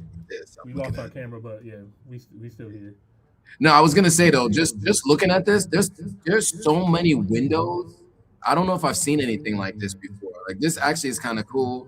I mean, it means you have less privacy, right? Because like all of these are just open. You'd have to get either curtains or whatever, and I don't know how you get curtains for this particular room right here because of the way it's structured. But I do think that it's probably not doing it any justice, the amount of sunlight this place probably gets because of the camera lighting and stuff. But I can imagine this probably gets a lot of really good light. But yeah, to your point, I'm hoping that she does say what the pricing is going to be. Yeah, that will be beneficial for sure. Yeah, I'm interested to see how much it is. My bad, y'all. camera died while being on the charger, so don't know how that's possible. But Camera been doing us dirty. yeah. Okay, now you want to. Okay.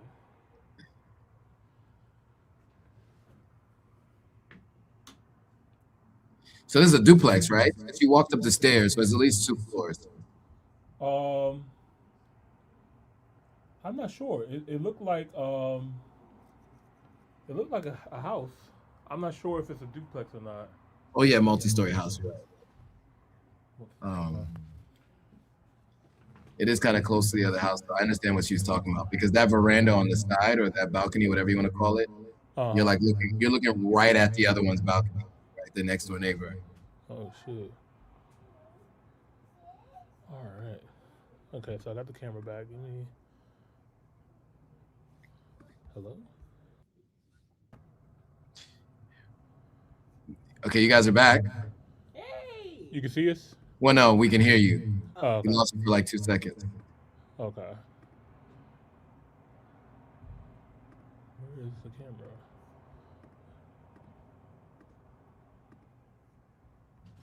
Yeah, I'm also interested to hear how much rent costs.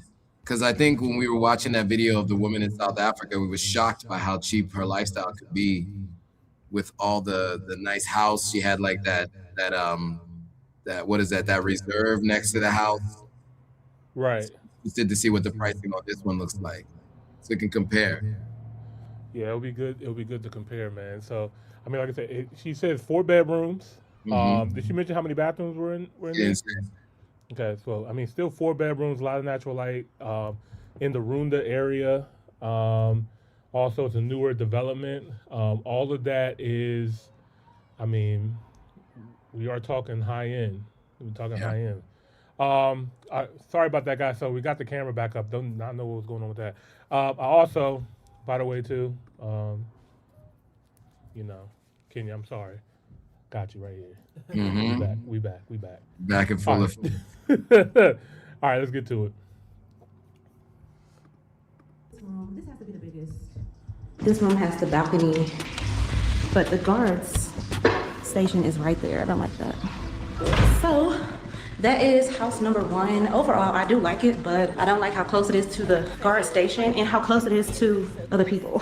My neighbors, like, I like to walk around my house scantily clad. I don't want to look up and somebody's like looking at me, or I can't see them looking at me, but I know they're there. Okay, we're gonna have to do what's them tinted window situations. Like mirror, like it looked like a mirror on the outside, on the inside I can see out. I'm okay with that. Right. The search continues. Let me introduce you guys to my realtor. We have a few houses to take a look at today.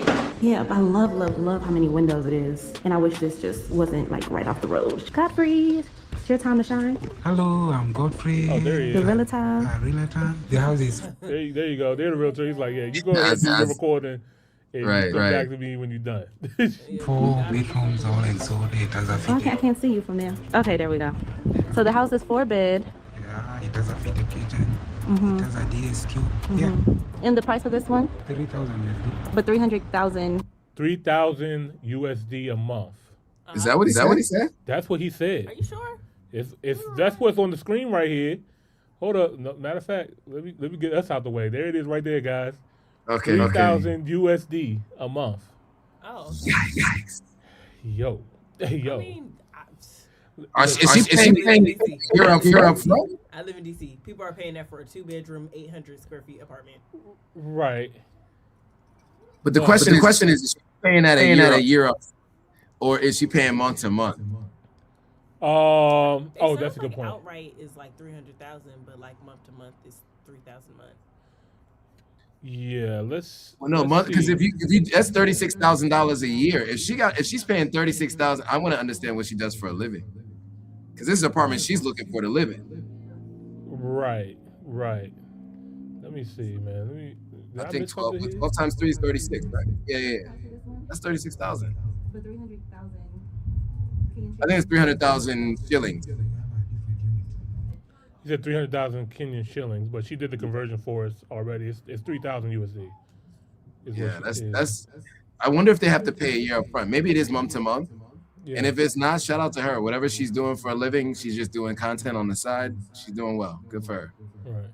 36,000 paid for the year to rent is aggressive. Yeah, but I mean, like I mentioned, this is a 4-bedroom house with private security and the Runda area. Like, this is I know an expensive part of Nairobi. So, you know, she might just be looking like, hey, this is the luxury tour. This is the best of the best. You know what I mean? And yeah.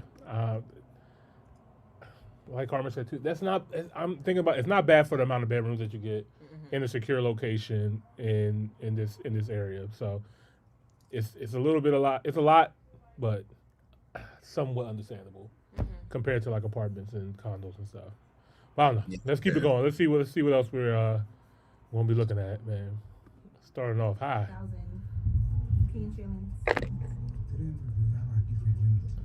It is month to month, by the way. It is month to month? Okay. Yeah. This one's a bit more ducked off. Okay. Oh, so you have two. Are they doing construction here, or is this someone else? That is someone else. Oh, they're putting something. Yeah, but one day those plants grow up to be covered. But the unit I'm talking about, that one is covered. Okay. Because privacy is important to me. So this is the master's? Small. I love this. I love how you can see this. And then you also have this one. You can still access Yeah. that garden. Yeah. Inside. I love this. I really like this. That one also. Good. It's a bit more private. So this one doesn't have an upstairs. No. This is These it. are bungalows. Ah. Okay, I definitely want an upper level. And then this one you said shares. Okay. Oh, I love this so much. So the upstairs unit is a different apartment? Yes. Or a different house? You see, in front, that is a townhouse. Now behind is a bungalow. Oh, they consider these bungalows? Yes. Okay, I see. Has someone lived here? No. It's still can't be. Because this is phase 3? Yeah. Okay. I really like it, but man, I want an upper level. Are there any with bathtubs? Yeah. Just down there. Okay. Oh yeah, I really wanted to see this one. I need a bathtub. Your girl needs to soak. I love this door. It's like very grand. But this was also like just a 1 level, and I want like an upstairs multi-level house. Hopefully we can find what we're looking for today. Okay, so we're now walking to the next house we're gonna take a look at. This is the compound. I see a lot of kid toys and bikes, so I feel like a lot of families are here. Is this bungalow? It's okay. It's a bungalow. Just yeah. Well, yeah. We don't have to look because I want multi-level. But you see, this one has a covered.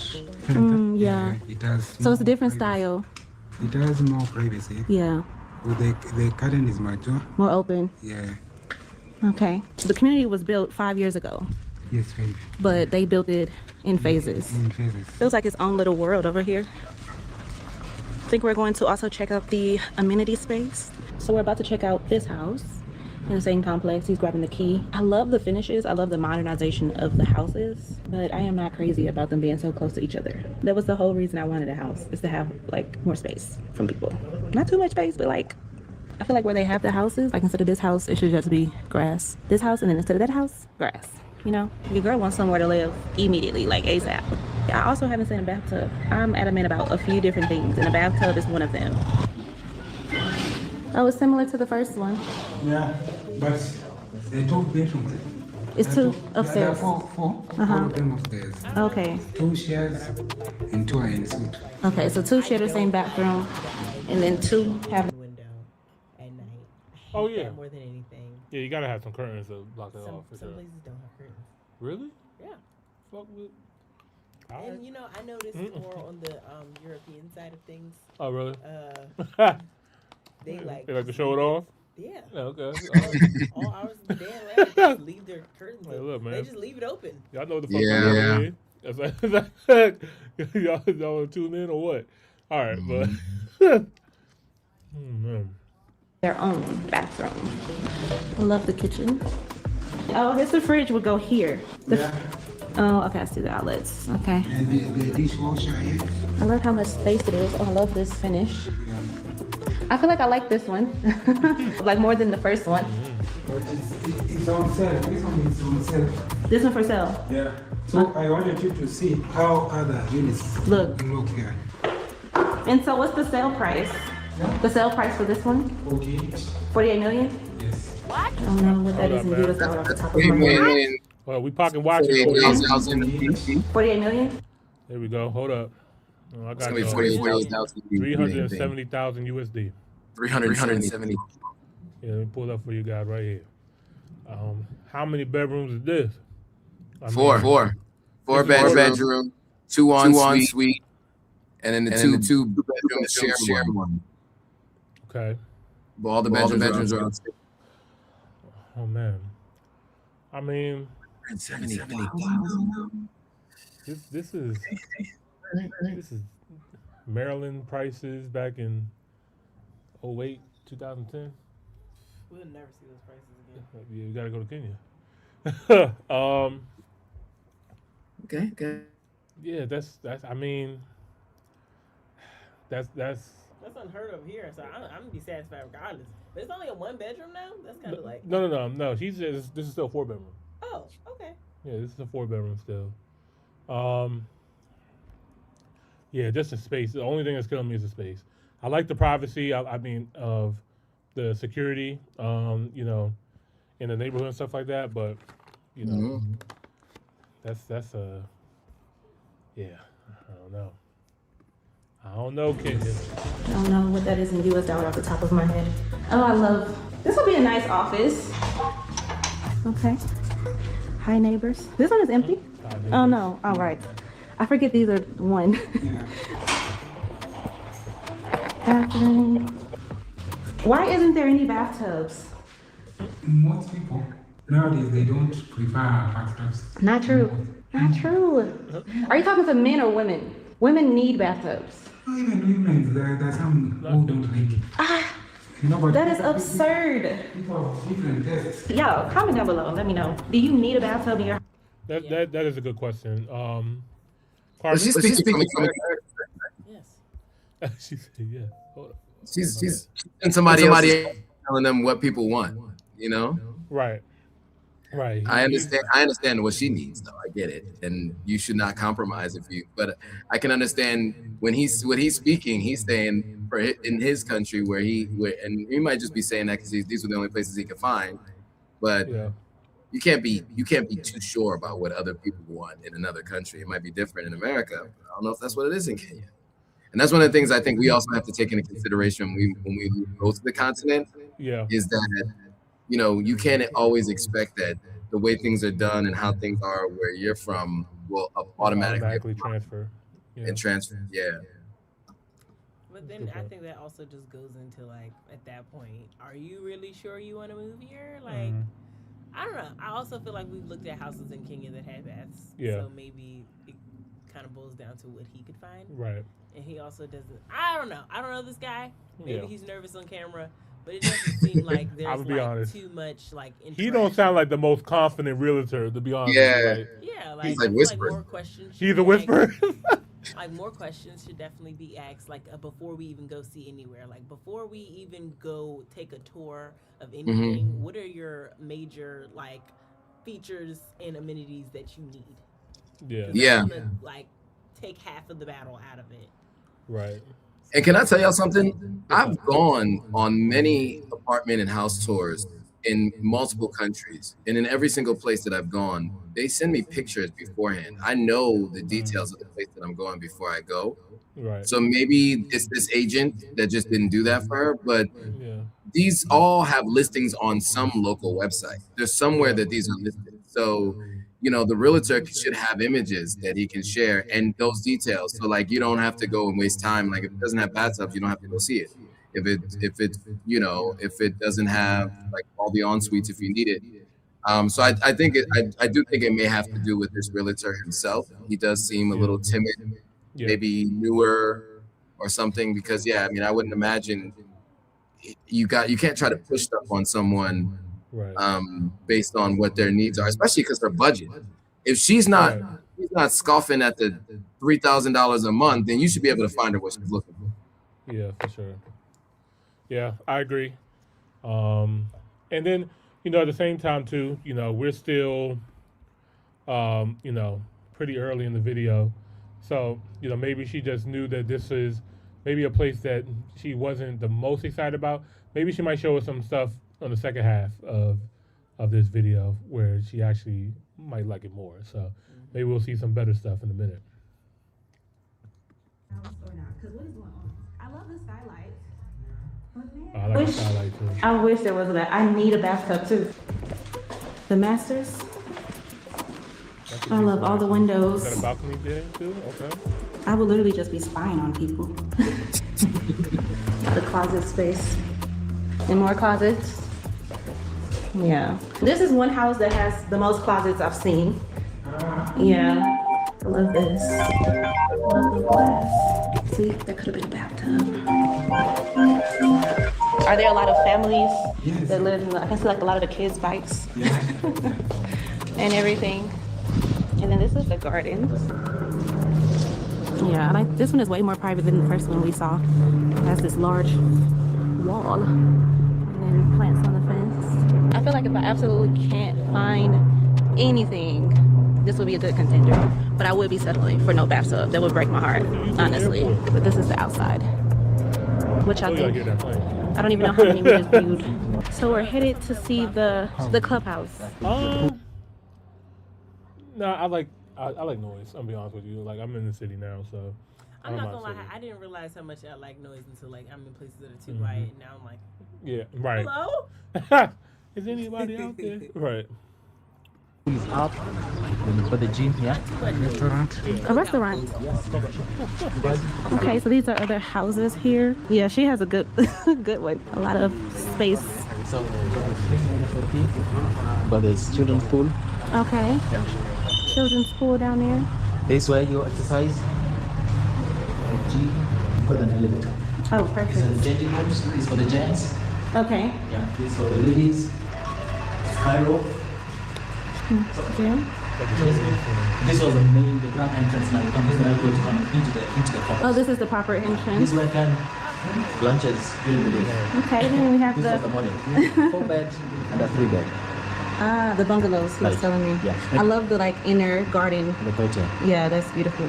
Now the next project, 37 by 9 is going to be 5 bedroom all include on an A, and where the 3 bed sit becomes a garden. So you could go around, you have all round access. In one of the houses. Yeah, you're building this, but this becomes a garden. The next project. Wow. 37 by 9. When are you expecting to be finished? 2 years. 57. We should be done. Or towards the end. Oh wow. Yeah. It's not that long. We are launching tomorrow. Oh, on Friday. You're launching Friday. If you have a minute, you can pass by. Oh yeah. Coffee shop. Oh, this is beautiful. Yeah. All right. Beyond that, there's common parking. For like guests. Yeah. Okay. You're liking that. I am. The clubhouse is a definite add-on, a must-have. What's up there? Oh, the pool! I forgot. It's really nice. Yeah. We were doing the pool, swim was a little, so. Fixing it. Yeah. Going down. Lots of sun. Oh yeah, this is really nice. Cause I feel like Nairobi doesn't get super hot, but the fact it has direct sunlight will have me in the pool all the time. It's really nice. Look at the way the gardens people have done it. You can do so much. Yeah, and these are all the 4 bedrooms. Yeah, I couldn't do the bungalow, Godfrey. I would need the upstairs. So all of this is phase 5. Some parts. So will it be as long as this one? Up to where you see where we. I think Nairobi's weather is like as close to perfect as you can get. Okay, you scared me. I was like, Cape Town. Yeah, no, Cape Town. Another thing. Shout out to Cape Town, but we'll never come back. That's weather. Ain't nobody told us nothing. Joe, let me tell you something. If ain't nobody told you, Cape Town is cold. Bring a jacket.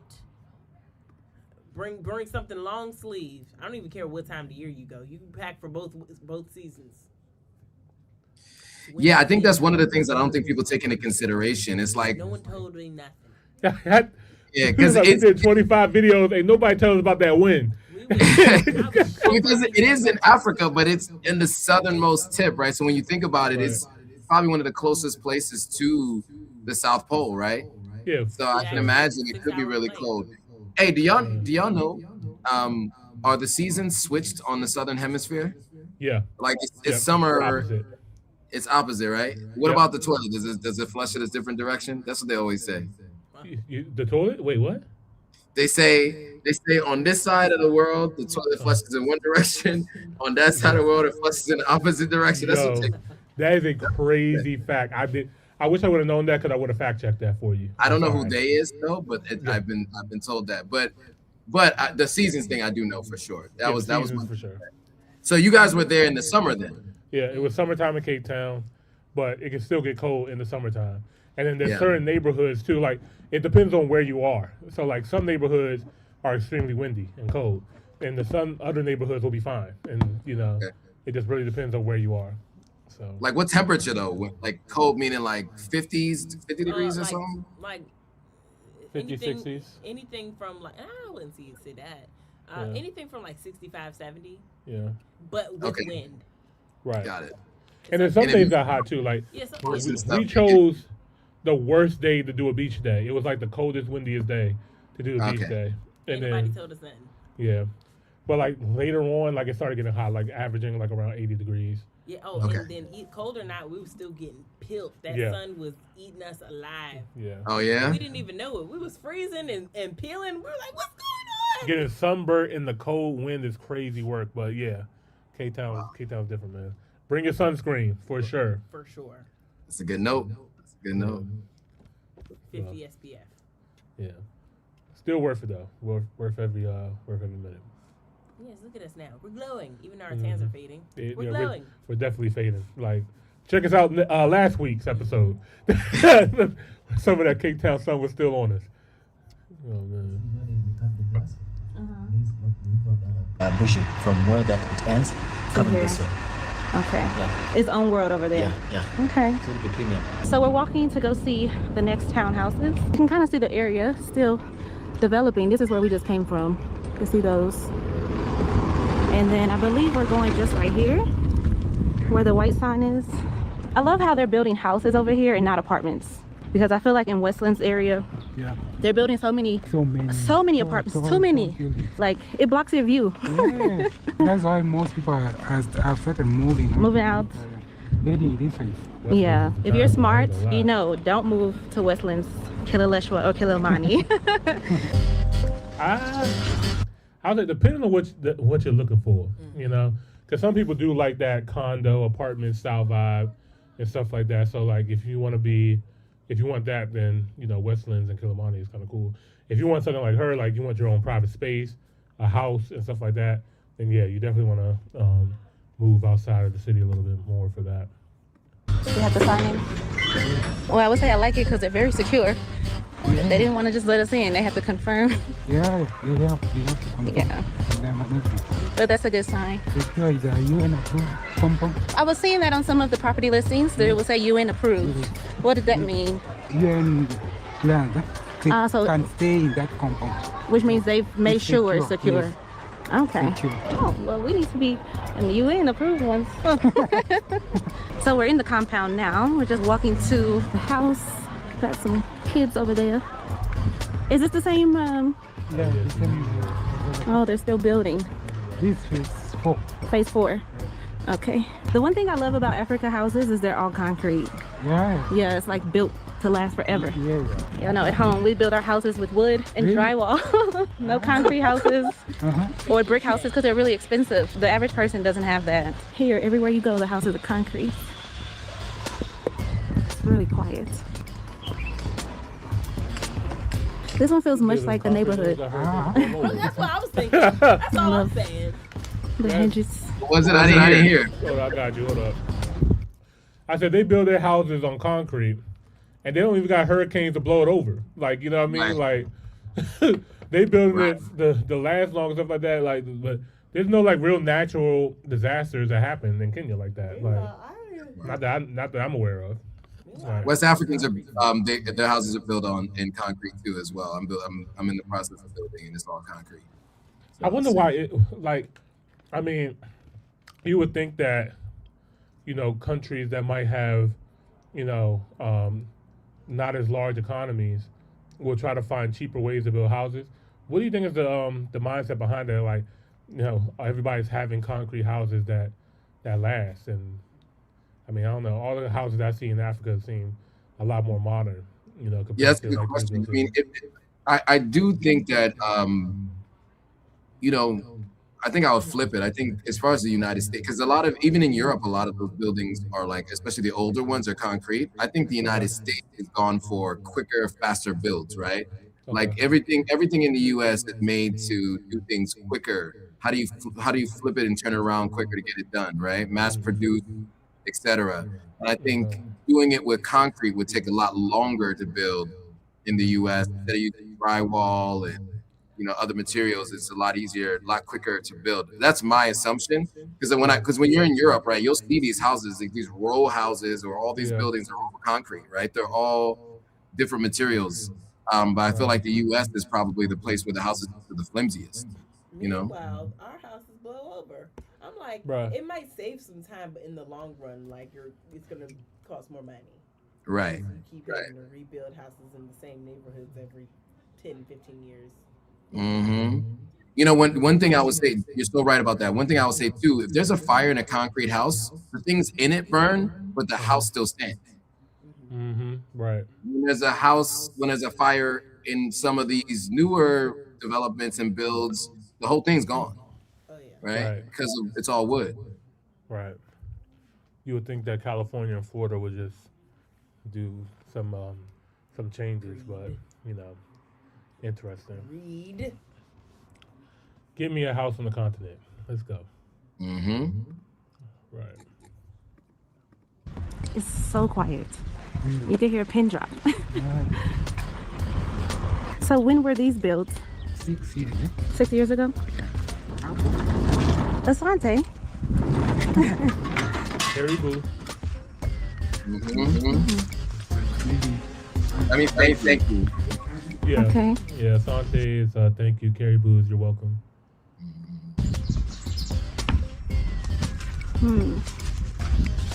Well, it's not the exact same first impressions. So this is like your car park. Have free bananas. Let's go inside. Nice. Someone has lived here? Right. Yeah, it's really cool. Yeah, I mean, from the kitchen, I can already tell it's going to be a little outdated for me. I love the tall ceilings. See, remember how I said I would love to buy an older house and renovate? This would be one of those, like, because of the style. Yeah, the space of it, and it's just cosmetic stuff. It's the room. Yeah. And this was built 6. I do not like the wires on the windows, man. Like, I can never get with that. Especially in the community. Yeah. Like when you have security, it's not needed. I would think. Yeah, I mean, it almost looks like they did it more for decorations than security, but or it might be the UN requirements. Right. Yeah, I'm not a fan of this at all. I see you upstairs. Getting our exercise in today, Godfrey. Oh, it's 3 stories. Yeah, 3 stories. Okay. Oh, wow. I feel like the rooms here are way more spacious. Yeah.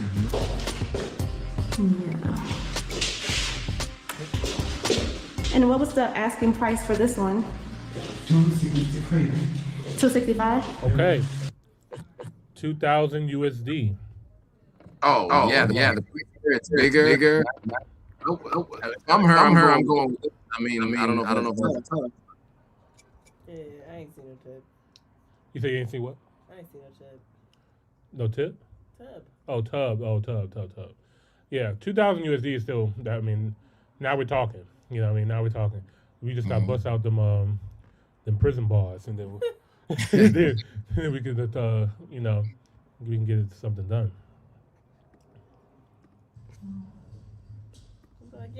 This is a 3-4 bed. Oh, this will be so nice. Wow. That's what I'm talking about. You have your own terrace. Yeah, Kenya. Oh my goodness, it keeps going. Yeah. No, I love this. Okay, you're selling me again. This is the best one so far, in my opinion. Yeah, I agree. Yeah, I agree. Just that view, like, just having that is a huge plus. Yeah. Huge plus. Oh my God, beautiful. So spacious. Oh my goodness, it keeps going. Man, rooftop barbecue, what's up? Wow. I would honestly live up here. I wouldn't spend any time in the house. Wow. This is huge. And it's in the shade. Wow. I'll bring my desk right out there, get to work. I didn't realize that I need a terrace until now. So you said something about they haven't painted. Are they planning on? Yeah. Oh! A bathtub. There you go. There you go. Bingo. Yeah. Koozie tub. This would be a house I would want to purchase and redo. Ah. Yeah. It needs some updating. I love the layout of this house. I love it so much, but man, I just wish it was updated. It has a lot of lights. I love how the rooms are spread out. 3 levels. The rooms are bigger. Yeah, redo the whole kitchen. Yeah. Okay, I get what she's saying here. The kitchen does look a little dated, right? But I love this, like how the counter goes out into the dining area.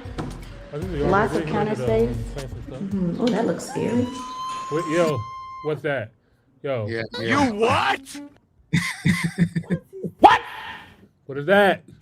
What the fuck? What's that? What's going on right here? Don't just skim past that. We see that. We see what's going on. Lots of counter space. Oh, that looks scary. There you go. I don't think this was built 6 years ago. There's no way. It looks way older than 6 years. That would make it 2020. There's no way this was built in 2020. I just love these tall ceilings. Jeez. I really want to know if I can just take one of these bananas. Look at this. That's kind of The bananas are just right here. I would love. As an American, y'all, I don't think y'all understand. Like, we do not have this option to have like fruit growing in our yards like that. Maybe in Florida, but like maybe in Florida. About it. But the rest of the country. You mentioned Puerto Rico. Right. And Hawaii. Right.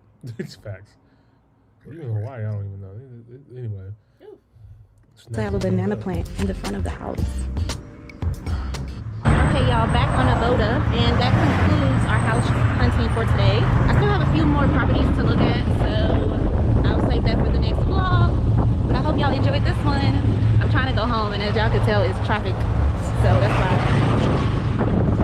We're on a boda in a dress, so I shall see y'all in my next video. That's my cue. Top. You and me is like perfection. I've been loving our progression, but I gotta make a confession, no. Lately I've been having questions, though. See, I've been missing your affection, and this kinda reminds me of the last one. Maybe it's time I learn my lesson, no. Maybe step back from my protection, no. Tell me, am I still your baby, or just holding on to memories and the way you used to make me crazy, or did I do something wrong? Are we still going strong? Or you're stringing me along? Then it's like you. If I have to ask, then I probably already got my answer. But before I commit relationship suicide, tell me a little, reading in between the lines a little. Tell me if we lost the fight a little. Uh-oh, let's go. Boy, that's my cue. We left it up in the air. I need you to make it clear for me. I need you to keep it real with me. I'm on your mind. I'm ready to pull up on you and show you I want you. Boy, you just do it for me. Kind of fire. I like said you suited for me, but now the energy got hazy, oh. Tell me, am I still your baby, or just holding on to memories and the way you used to make me crazy, oh. I can't seem to shake it. I need you here with me naked. Oh, but boy, don't have me waiting.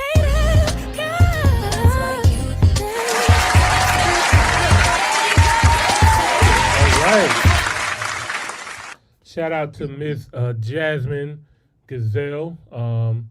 Dope vlog. Get a good chance to see some African real estate, specifically Kenyan. I want to definitely see the second part too, for sure. Whenever she drops that, definitely want to be tuned in. What are you guys' favorite house that she's shown?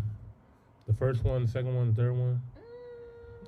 I like that second bungalow that only had one level. Okay. I definitely would be a fan of having more rooms, but out of all of them, I feel like that was my favorite because it had the little yard patch area.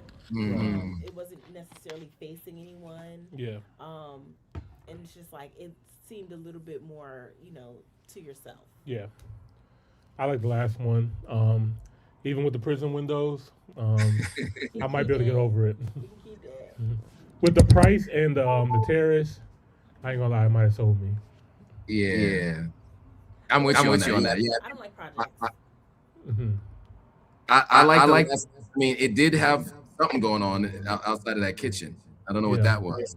Right. But yeah, I mean, to all the points you just made, right? That terrace where it goes around two parts of the house, the tall ceilings in that living room area, I did forget about that part. 15-foot ceilings. She got the jacuzzi tub in there, multiple stories, lots of light. Secure area. Yeah, by the U.S. Embassy still. Yeah, so I think with all that, I mean, to me, that's my favorite. But I do get what she was saying about it needed to be modernized and all of that. I can understand that. But yeah, man, I mean, you got an oven hood, you whatever you call it, the stove. What is that thing that goes above the stove? I mean, I don't know. If it's me, that'd be my move. I'd go with that one. If those are my choices, we'll see what happens in part 2. But yeah, for sure. Oh man, she said she's slapped. Hold up, she got a video saying I almost slapped her. Chaotic local life in Nairobi. Who you almost slapped, Jasmine? who almost got slapped? Yo, that's a great title. I'm definitely clicking on that later. I don't know. Yeah, exactly. That's a good title. But no, shout out to her, man. Yeah. All right. I think I gotta go, guys. Oh, we gotta go too. Okay. We gotta go too, man. That is all of our time. Joe, I want to thank you once again. Round of applause for Joe pulling up on us again. Thank you so much, sir. Thank you for having me. I appreciate it. It's always a good time being here with you guys. So. For sure, man. For sure, man. We always happy to have you, man. We definitely got to do this, more often for sure. So looking forward to collaborating more with you, man. For sure. For having us and for coming here and hanging out with us. Yes. Of course. For sure. I'm happy to be here. All right, guys. That's going to do it for this episode of the Top Hill Live. Make sure you guys stay tuned, stay locked in. The vlogs are coming for Cape Town, South Africa. And we'll catch you guys next week. We out. Peace. Shout out to Bad Bunny. Congratulations on the Benito Bowl, man. The Benito Bowl. All right, bye, guys. Peace.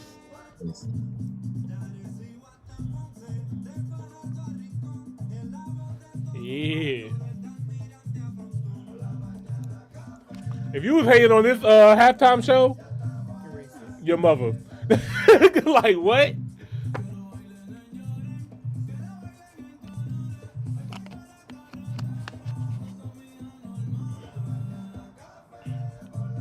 Stop playing with us, man. What the hell?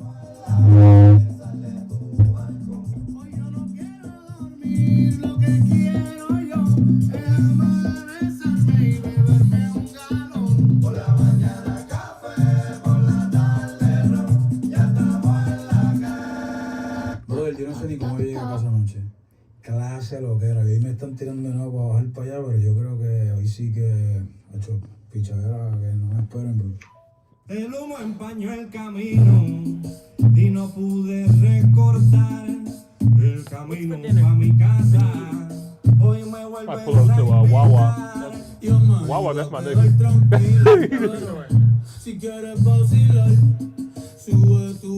What you thinking? Damn, it is kind of early. It's like 8:30. I don't know what Hope you open it this time. You say fact? That's a fact.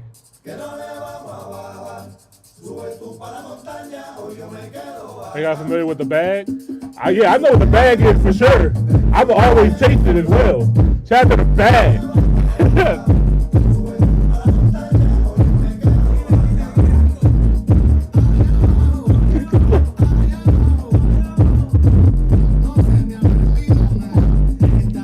I ain't gonna lie, but he's bumping right now.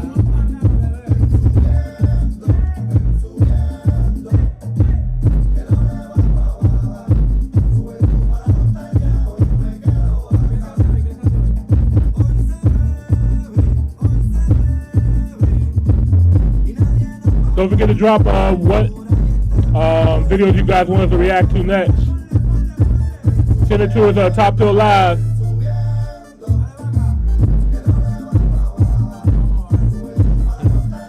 Shout out to the bag.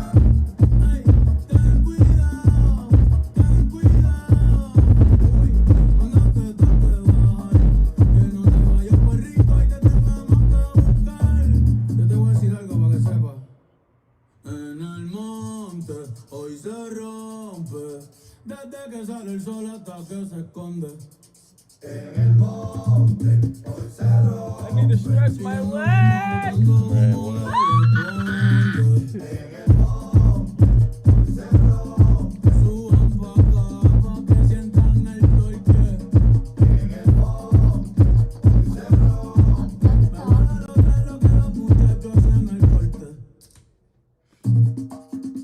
Whoop-de-doo.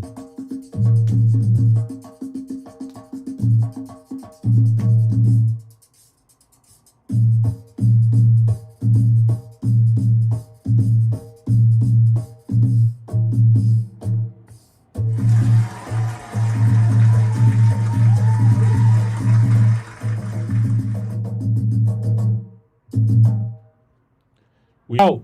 Peace. Top.